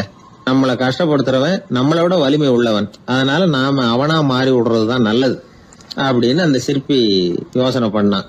அவன் எண்ணம் உடனே நிறைவேறிட்டுது. இயற்கைங்கிற மாபெரும் சக்தி அவனை ஒரு சூரியனா மாத்தி விட்டுது. சிற்பி இப்போ ஒரு சூரியனா மாறினான். இனிமே இந்த உலகத்துல நம்மளை விட வலிமை உள்ளவன் வேற யாரும் கிடையாது அப்படின்னு நினைக்க ஆரம்பிச்சுட்டான். அவனுக்கு மகிழ்ச்சியா இருந்தது. அந்த மகிழ்ச்சி அதிக நேரம் நீடிக்கல. ஏன்னா கொஞ்ச நேரத்துல ஆகாயத்துல கரிய மழை மேகங்கள் அப்படியே சூழ்ந்து வந்தது. சூழ்ந்து வந்த மேகங்கள் சூரியனை மறைக்க ஆரம்பிச்சது. இப்போ சூரியனா இருந்த அந்த சிற்பி நினைச்சு பாக்குறான், என்ன இது என்னையே இந்த மேகம் மூடி மறைக்குதுன்னா அது என்னை விட பெரிய ஆளாதான் இருக்கணும். அதனால இனிமே நாம சூரியனா இருக்கக்கூடாது, நாம மேகமா தான் இருக்கணும், அதுதான் கௌரவம் அப்படின்னு நினைக்க ஆரம்பிச்சிட்டான். இப்பவும் பாருங்க, இயற்கை அவனுடைய ஆசையை நிறைவேற்றி வச்சது. சூரியனா இருந்த சிற்பி மேகமா மாறினான். வான வீதியில அப்படியே உல்லாசமா வர ஆரம்பிச்சான். அந்த உல்லாசமும் அதிக நேரம் நீடிக்கல. எதிரில பார்த்தா பிரம்மாண்டமான மலைகள் வழியை அடைச்சிட்டு நிக்குது. வேகமா வந்த மேகம் மலையில மோதிக்கிட்டுது. அந்த மலையை தாண்டி அப்பால செல்ல முடியல. இப்போ அந்த மேகம் நினைக்குது, நாம எந்த தடையும் இல்லாம அந்த இடத்துல மிதந்து வர்றோம். நம்மையே போக விடாம தடுக்குதுன்னா அந்த மலைக்கு எப்பேற்பட்ட வலிமை இருக்கணும். இனிமேல நாம மேகமா இருந்து பிரயோஜனம் இல்ல, இருந்தா மலையா இருக்கணும், அதுதான் பெருமை அப்படின்னு நினைக்க ஆரம்பிச்சான். இப்பவும் பாருங்க, இயற்கை அவனுடைய ஆசையை நிறைவேற்றி வச்சது. மேகமா இருந்த சிற்பி மலையா மாறினான். பெரிய மலை பூமிக்கும் வானத்துக்குமா நின்றுகிட்டு இருக்கு. இனிமே நமக்கு எந்த கவலையும் இல்லை அப்படின்னு நினைச்சது அந்த மலை. இப்படி நினைச்சுக்கிட்டு இருந்த வேளையில அந்த மலையோட காலடியில அடிவாரத்துல ஏதோ சத்தம் கேட்டது. என்ன சத்தம் இது அப்படின்னு சொல்லி அந்த மலை மெதுவா குனிஞ்சு பார்த்துதான். பார்த்தா அங்க ஒரு மனுஷன் தன்னுடைய கையில உளிய வச்சுக்கிட்டு மலையை கொத்திக்கிட்டு இருக்கிறான். ஏதோ ஒரு சிற்பத்தை வடிக்கிறதுக்காக அவன் முயற்சி பண்ணிட்டு இருக்கிறான். இப்போ அந்த மலை நினைச்சுதான், மலையே ஒருத்தன் உடைக்கிறான்னா அவன் எப்பேற்பட்ட வலிமை உள்ளவனா இருக்கணும். இனிமேலும் மலையா இருந்து பிரயோஜனம் இல்ல, மனுஷனா மாறணும், அதுதான் சரி அப்படின்னு நினைச்சுதான். அந்த வினாடியே அந்த மலை ஒரு மனுஷனா மாறிச்சு. அவன் கையில ஒரு உளி, பழையபடியே ஒரு கருங்கல் பாறையை கொத்த ஆரம்பிச்சான். அந்த ஆள் பழைய நிலைமைக்கு வந்துட்டான். இந்த கதையில இருந்து நாம தெரிஞ்சுக்க வேண்டியது என்னன்னா, தன்னுடைய உண்மையான பலம் என்னங்கிறது தெரியாமலே தாவி தாவி தடுமாறிக்கிட்டு இருக்கிறான் மனுஷன் அப்படிங்கிறது தான். இனிமேலாவது அதை புரிஞ்சுக்கணும். நாம அதுவா மாறணும்னு நினைக்கிறது தப்பு, நாம இருக்கணும் அப்படின்னு நினைக்கிறது தான் உண்மை, அதுதான் சரி. அந்த சிற்பி என்னென்னோ கற்பனை பண்ணி கடைசியில மறுபடியும் சிற்பியாகவே வந்து சேர்ந்தான் பாருங்க. அதனால நம்முடைய உண்மையான பலம் என்ன அப்படிங்கறத தெரிஞ்சுக்கிட்டு நடந்துகிட்டோம்னா வாழ்க்கையில எப்பொழுதும் வெற்றி நிச்சயம். சில பேரை இப்படி சொல்றது உண்டு, அடுத்தவங்களை அனுசரித்து நடந்துக்க தெரியல, அவன் என்ன சார் மனுஷன் அப்படிம்பாங்க. சக மனிதர்களோட எப்படி பழகிறது அப்படின்னு தெரியாதனாலேயே பல பேர் இன்னைக்கு சங்கடப்பட்டுக்கிட்டு இருக்கிறாங்க. வசதி வாய்ப்பெல்லாம் சரியா இருக்கும், ஆனால் வாழ்க்கை சரியா இருக்காது. இன்னொருத்தர்கிட்ட எப்படி பேசுறது பழகிறதுங்கிறது தெரியாதனால தான் இந்த அவஸ்தை. சரி, இந்த அவஸ்தை இல்லாமல் வாழறது எப்படி? இதுக்கு அனுபவசாலிகள் சில வழிமுறைகளை சொல்றாங்க. அதெல்லாம் என்னென்னங்கிறத இப்போ தெரிஞ்சுக்குவோம். முதல்ல நம்ம நாக்கு நம்ம கண்ட்ரோலில் இருக்கணும். வார்த்தைகளை கொட்டி விட்டு அதுக்கப்புறம் அள்ள முடியாமல் கிடந்து கஷ்டப்படக்கூடாது. எப்படி பேசுகிறோங்கிறதும் முக்கியம், பேசுகிறப்ப எப்படி முகத்தை வச்சிருக்கிறோங்கிறதும் முக்கியம். அன்பா பேசினாலும் நல்லா இருக்கும். அப்படி பேசுகிறப்ப ஆதரவாக அவர் தோள் மேலே ஒரு கையை போட்டுக்கிட்டு பேசினா இன்னமும் நல்லா இருக்கும். ரெண்டாவது விஷயம், இன்னொருத்தர்கிட்ட பேசுகிறப்ப வாக்குறுதிகளை அள்ளி வீசக்கூடாது. கொடுக்குற வாக்குறுதி குறைச்சலாக இருக்கணும். அப்படி கொடுத்த வாக்குறுதியை கண்டிப்பாக நிறைவேற்றணும். நாம் ஒருத்தரை பாராட்டுறோம் அல்லது அவரை பற்றி அபிப்பிராயம் சொல்கிறோம்னா அது ஆக்கப்பூர்வமாக இருக்கணும். நம்ம பாராட்டு அல்லது விமர்சனம் அடுத்தவருடைய முன்னேற்றத்துக்கு உதவுறது மாதிரி இருக்கணும். நாம் சொல்கிறத கேட்டுட்டு அவன் தலையில் கையை வச்சுட்டு உட்காந்துடக்கூடாது. எப்பவும் உற்சாகமாக இருக்கணும், முகம் மலர்ச்சியாக இருக்கணும். மனுஷன் இருந்தால் வருத்தம் கவலை ஏமாற்றம் எல்லாம் இருக்க தான் செய்யும், அதெல்லாம் மனசில் இருக்கட்டும். அந்த வருத்தமும் கவலையும் ஏமாற்றமும் சேர்ந்துக்கிட்டு நம்ம முகத்தில் இருக்கிற மலர்ச்சியை மூடி மறைக்கிறதுக்கு நாம் இடம் கொடுத்துடக்கூடாது. எந்த விஷயத்தை பற்றி யாருக்கிட்ட பேசினாலும் வெளிப்படையாக பேசணும், திறந்த மனசோட பேசணும். மூடி மறைச்சி முன்னு முழுங்கிக்கிட்டு இருக்கக்கூடாது. இன்னொருத்தர்கிட்ட பேசுகிறப்போ விவாதம் பண்ணுங்க, அது தப்பு இல்லை, ஆனால் வாதாடிக்கிட்டு இருக்கக்கூடாது. அதாவது என்ன சொல்கிறாங்கன்னா, டிஸ்கஸ் பண்ணலாம், ஆர்கியூ பண்ணக்கூடாது. நம்மக்கிட்ட இருக்கிற நல்ல குணங்களை நாம் எடுத்து சொல்லிகிட்டு இருக்கக்கூடாது. அந்த நல்ல குணங்களே நம்மளை பற்றி எடுத்து சொல்லணும், அது மாதிரி நடந்துக்கணும். அதே மாதிரி அடுத்தவங்க கிட்ட உள்ள கெட்ட குணங்களை பற்றி அவசியம் இல்லாமல் நாம் பேச வேண்டியதில்லை. உங்களை பற்றி யாராவது தப்பாக பேசுகிறாங்களா, அப்படி அவங்க பேசுகிறதுல உண்மை இல்லையா அப்படின்னா அதை நீங்கள் பொருட்படுத்த வேண்டியதில்லை, விட்டுடலாம், அது தானாக போயிடும். ஒரு 4-5 பேரோட பேசிக்கிட்டு இருந்தீங்கன்னா எல்லாருக்கும் முக்கியத்துவம் கொடுங்க, யாரையும் அலட்சியப்படுத்தாதீங்க. தமாஷா பேசலாம், ஆனால் அவங்க தமாஷ் அடுத்தவங்களை கேலி பண்ணுறதா இருக்கக்கூடாது. நமக்கு கிடைக்க வேண்டியது கிடைக்கலையே அப்படிங்கிற தவிப்பு நம்மக்கிட்ட இருக்கக்கூடாது, அது தேவையில்லை. உங்கள் செயல்பாடுகள் தெளிவாக இருக்கட்டும், பாராட்டு தானாக அவங்கள தேடிட்டு வரும். இன்னொரு மனுஷனுடைய மனசில் கௌரவமான ஒரு இடத்த பிடிக்கணும்னா நாம் இந்த குணத்தையெல்லாம் நம்மக்கிட்ட வளர்த்துக்கணும். இதெல்லாம் அனுபவசாலிகள் சொல்லியிருக்கிற குறிப்புகள். இந்த குறிப்புகளை சரியாக புரிஞ்சுக்கணும், அது முக்கியம். தப்பாக புரிஞ்சுக்கிட்டா என்ன ஆகும் தெரியுமா? இதை கேளுங்க. ஒருத்தர் வந்தார், சார் அடுத்தவங்க தோள் மேலே கையை போட்டுக்கிட்டு அன்பாக பேசணும்னு சொன்னீங்க, அப்படிதான் பேசினேன். அவர் முதுக கூட தட்டி கொடுத்தேன், என் வேலை போயிட்டுது சார், வீட்டுக்கு அனுப்பிச்சிட்டாங்க அப்படின்னார். யாருக்கிட்ட அப்படி பேசுனீங்கன்னு கேட்டோம். என் முதலாளிகிட்ட சார் அப்படிங்கிறார் ரொம்ப சோகமாக. ஒரு ஊரில் ஒரு இளைஞன் இருந்தான். ஒரு நாள் அவன் ஒரு குருவை தேடிக்கிட்டு புறப்பட்டான். ஊரை விட்டு வெளியில் போனான். போகிற வழியில் ஒரு காடு. அந்த காட்டில் ஒரு மரத்தடியில் ஒரு பெரியவர் உட்காந்துருக்கிறார். அமைதியாக மௌனமாக அவர் அமர்ந்திருக்கிறார்.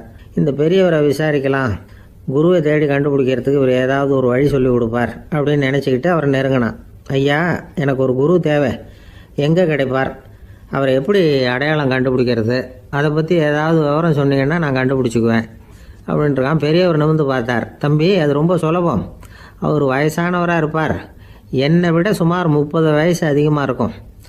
அவர் ஒரு மரத்தடியில் தான் உட்காந்துருப்பார் அப்படின்ட்டுருக்கான். சரிங்க பெரியவரே, அது என்ன மாதிரியான மரம், எப்படி இருக்கும் அப்படின்னு கேட்டிருக்கான். பெரியவர் அந்த விவரங்களையும் சொல்லியிருக்கிறாரு. அது மட்டும் இல்லை, சந்திக்கிற நாள் நேரம் வினாடி முதற்கொண்டு எல்லா விவரங்களையும் துல்லியமாக சொன்னாராம். இவ்வளவு விவரங்களை இவரால் எப்படி சொல்ல முடியுது அப்படின்னு இவனுக்கு ஆச்சரியம். இருந்தாலும் அந்த பெரியவர் கடைசியாக ஒரு விவரம் சொன்னார். அது என்ன தெரியுமா? எப்படியும் நீ அவரை சந்திக்கிறதுக்கு ஒரு 30 வருஷம் ஆகும் அப்படின்னு சொல்லிவிட்டாராம். ரொம்ப நன்றிங்க பெரியவரே அப்படின்னு சொல்லிவிட்டு அந்த இளைஞன் புறப்பட்டுருக்கான். இப்போ அவனுக்கு குரு பற்றின விவரம் எல்லாம் கிடைச்சிட்டுது, சந்திக்கிற நேரமும் தெரிஞ்சுட்டுது. ஆனால் 30 வருஷம் அவரை தேடி அலைய வேண்டியிருக்குமே. அவன் தேட ஆரம்பித்தான். காடு மலை எல்லாம் சுற்றி அலைஞ்சான். பல வருஷங்கள் தேடினான். அழுத்து போயிட்டான். கடைசியில் அவனுக்கும் வயசாகிட்டுது. கடைசியில் தன்னுடைய சொந்த ஊருக்கே திரும்பி போய்கிட்டு இருந்தான். அங்கே ஒரு மரத்தடியில் அவன் தேடிக்கிட்டு இருந்த குருநாதர் கிடைச்சார். யார் அவருன்னா, 30 வருஷத்துக்கு முன்னாடி வழி சொல்லி கொடுத்தாருல அதே பெரியவர். அவருக்கு இப்போ 30 வயசு அதிகமாக இருந்தது. அதே மரம். அன்னைக்கு பெரியவர் சொன்ன அடையாளம் இப்போ பொருத்தமாக இருந்தது. இப்போ அந்த பெரியவர் சொன்னார், சரியாக வந்து சேர்ந்துட்டேன், வா, உனக்காக தான் நான் இவ்வளவு காலமும் காத்துக்கிட்டு இருந்தேன் அப்படின்னாரான். என்ன சொல்கிறீங்கன்றிருக்கான். 30 வருஷத்துக்கு முன்னாடி என்கிட்ட வந்தியே, அப்போவே என் காலம் வந்து முடிஞ்சு போயிருந்தது. அப்போவே என்ன உனக்கு அடையாளம் தெரியல, அதனால் இவ்வளவு காலம் உனக்காக காத்துட்டு இருக்கும்படி ஆயிட்டுது அப்படின்னாராம். ஐயா, அப்போவே நீங்கள் சொல்லியிருக்கலாமே, இதுதான் 30 வருஷம் கழித்து நீ சந்திக்க போகிற இடம், நான் தான் உன்னுடைய குரு அப்படின்னு சொல்லியிருக்கலாமே அப்படின்ட்டுருக்கான். அந்த பெரியவர் சிரிச்சுக்கிட்டே அதுக்கு பதில் சொன்னாராம், நான் எவ்வளவோ விவரமாக தான் சொன்னேன், நீ சரியாக புரிஞ்சிக்கல. காரணம், அப்போ நீ போதுமான அளவுக்கு பக்குவம் பெற்றிருக்கவில்லை. அதனால் புரியும் சக்தி இல்லாமல் போயிட்டுது. அப்போ 30 ஆண்டு காலம் நீ அலைஞ்சு தெரிஞ்சிருக்கிற, அது காரணமாக இப்போ உனக்கு அந்த பக்குவம் வந்துட்டுது. அதனால தான் அடையாளம் காண முடிஞ்சது, நானே உன்னுடைய குரு அப்படின்னாராம். இதுலேருந்து என்ன தெரியுதுன்னா, ஆன்மீகத்தில் மாணவனாக சேர்றதுக்கு கூட ஒரு பக்குவத்தன்மை தேவைப்படுது. ஒரு பெரிய ஞானி, அவர்கிட்ட சீடனாக இருக்க ஒருத்தன் வந்தான். எதிரில் நின்னான். ஞானி அவனை வெகு நேரம் உற்று பார்த்தார். அப்புறம் சொன்னார், சீடனாக இருக்கிறது ரொம்ப சிரமம்னார். நான் தயாராக இருக்கிறேன்னா. அது இன்னமும் சிரமமாச்சே, இங்கே வந்து குருவாக இருக்கிறது மட்டுமே சுலபம் அப்படின்னாராம். அப்படின்னா நான் குருவாகவே ஆயிடுறேன் அப்படின்னானா. இது போலவே இந்த காலத்தில் கதை ஒன்று உண்டு. ஒரு பள்ளிக்கூடத்தில் வகுப்பு ஆசிரியர் மாணவனை திட்டிக்கிட்டு இருந்தார். டேய், நீ 100க்கு 10 மார்க்கு தான் வாங்கிக்கிட்டு இருக்க. இவ்வளவு மோசமாக நீ படித்தா கடைசியில் மாடு மேய்க்கிறது கூட லாய்க்கு இல்லாதவனா ஆகிடுவேன். அதுக்கப்புறம் என்ன செய்ய போகிறேன் அப்படின்னாராம். பையன் தலையை சொரிஞ்சிக்கிட்டே சொன்னானா, சார் அப்படின்னா ஒன்று செய்கிறேன் அப்படின்னானா. இவர் கேட்டிருக்கார், என்ன செய்ய போகிறேன்னு. வேற என்ன சார், உங்களை மாதிரி ஒரு ஆசிரியர் ஆகிடுறேன் அப்படின்னானா. வீட்டில் வந்து விளையாடுறது வழக்கம்.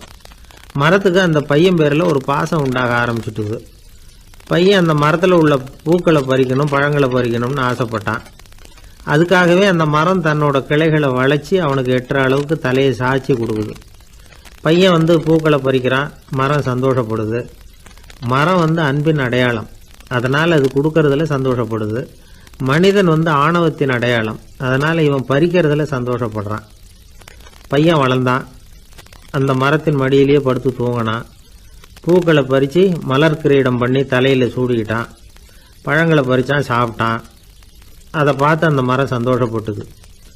கொஞ்ச நாளாச்சு. பையன் இன்னும் கொஞ்சம் பெரியவனானான். அந்த மரத்து மேலே ஏறி கிளையில் உட்காந்துக்கிட்டு ஊஞ்சல் ஆட ஆரம்பித்தான். அவனுக்கு சௌகரியத்தை கொடுக்கறதுல மரத்துக்கு ஆனந்தம், மரத்துக்கு அசௌகரியத்தை கொடுக்கறதுல அவனுக்கு ஆனந்தம். இது அன்புக்கும் ஆணவத்துக்கும் உள்ள வித்தியாசம். பையன் இன்னும் கொஞ்சம் வளர்ந்தான். அவனுக்கு கடமை லட்சியம் எல்லாம் வந்து சேர்ந்தது. படித்து பரீட்சை எழுதி பாஸ் ஆக வேண்டியிருந்தது. அதனால் மரத்துக்கிட்ட வர்றதில்லை அவன். ஆனால் மரம் இவனுக்காக காத்துக்கிட்டு இருக்குது. இவன் உலக விஷயங்களில் மூழ்கிட்டான். தற்செயலாக ஒரு நாள் அந்த பக்கமாக போனான். மரம் அவனை பார்த்துது. மறந்துட்டியா என்ன, நான் உன்னை பார்க்கணும்னு ஆவலாக காத்துக்கிட்டு இருக்கேனே அப்படின்னுது. இவன் பார்த்தான். நீ என்ன வச்சிருக்கிற, நான் உங்ககிட்ட ஏன் வரணும், உங்ககிட்ட பணம் இருக்குதா சொல்லு, வர்றேன். ஏன்னா நான் இப்போ பணத்தை தான் தேடிக்கிட்டு இருக்கிறேன் அப்படின்னா. உனக்கு பணம் தானே வேணும், என்னுடைய பழங்களை பறிச்சுக்கோ, அதையெல்லாம் விற்பனை பண்ணு, பணம் கிடைக்கும் அப்படின்னு அந்த மரம். உடனே அவன் மரத்தில் ஏறினா, பழங்களை பறித்தான். பழுக்காத காய்களையும் சேர்த்து பறித்தான். தன்னோட கிளை கொம்புகள் உடைஞ்சா கூட அதுக்காக அந்த மரம் வந்து கவலைப்படலை, சந்தோஷப்பட்டது. இவன் பழங்களை பொறுக்கிட்டு அந்த மரத்துக்கு ஒரு நன்றி கூட சொல்லாமல் அவன் பாட்டுக்கு போட்டான். அதுக்கப்புறம் அந்த பக்கமே திரும்பலை. பணம் சம்பாதிக்கிறதுலேயே குறியாக இருந்தான். மரத்துக்கு மறுபடியும் வருத்தம், அவன் வரலையேன்னு. பல வருஷம் கழித்து அவன் வந்தான். வா மகனே, என்னை வந்து கட்டி பிடிச்சிக்கொண்டுது அந்த மரம். நான் என்ன இன்னமும் சின்ன பிள்ளையா உன்னை வந்து கட்டி பிடிச்சிக்கிறதுக்கு அப்படின்னா அவன். நான் இப்போ ஒரு வீடு கட்ட போகிறேன், அதுக்கு உன்னால் உதவ முடியுமா அப்படின்னா. என்னுடைய கிளைகளை வெட்டிக்கோ அப்படின்னுது மரம். கொஞ்ச நேரத்தில் மரத்தை அப்படியே மொட்டை அடிச்சுட்டான். மறுபடியும் கொஞ்ச காலம் கழிச்சு அந்த மனுஷன் வயசாகி ரொம்ப கிழவனாக போட்டான் அவன். அதுக்கப்புறம் வந்தான். நான் தூர தேசங்களுக்கு போய் பணம் சம்பாதிக்கணும்னு ஆசைப்படுறேன். நான் பிரயாணம் பண்ணுறதுக்கு ஒரு படகு தேவை, அதுக்கு நீ உதவி செய்ய முடியுமான்னா. அது ஒன்றும் பெரிய பிரச்சனை இல்லை, என்னுடைய அடிமரத்தை வெட்டிக்கோன்னுது அந்த மரம். அவன் வெட்டினான், படகு செஞ்சான், போயிட்டான். இனிமேல் திரும்பி வருவானோ மாட்டானோ அது தெரியாது. ஆனால் இந்த அடிமரம் அவனுக்காக காத்துக்கிட்டு இருக்கும். ஏன்னா இது அன்பின் அடையாளம், அவன் ஆணவத்தின் அடையாளம். அன்பு கொடுக்கறதுக்கு தான் ஆசைப்படும், ஆணவம் வாங்கிறதுக்கு தான் ஆசைப்படும்.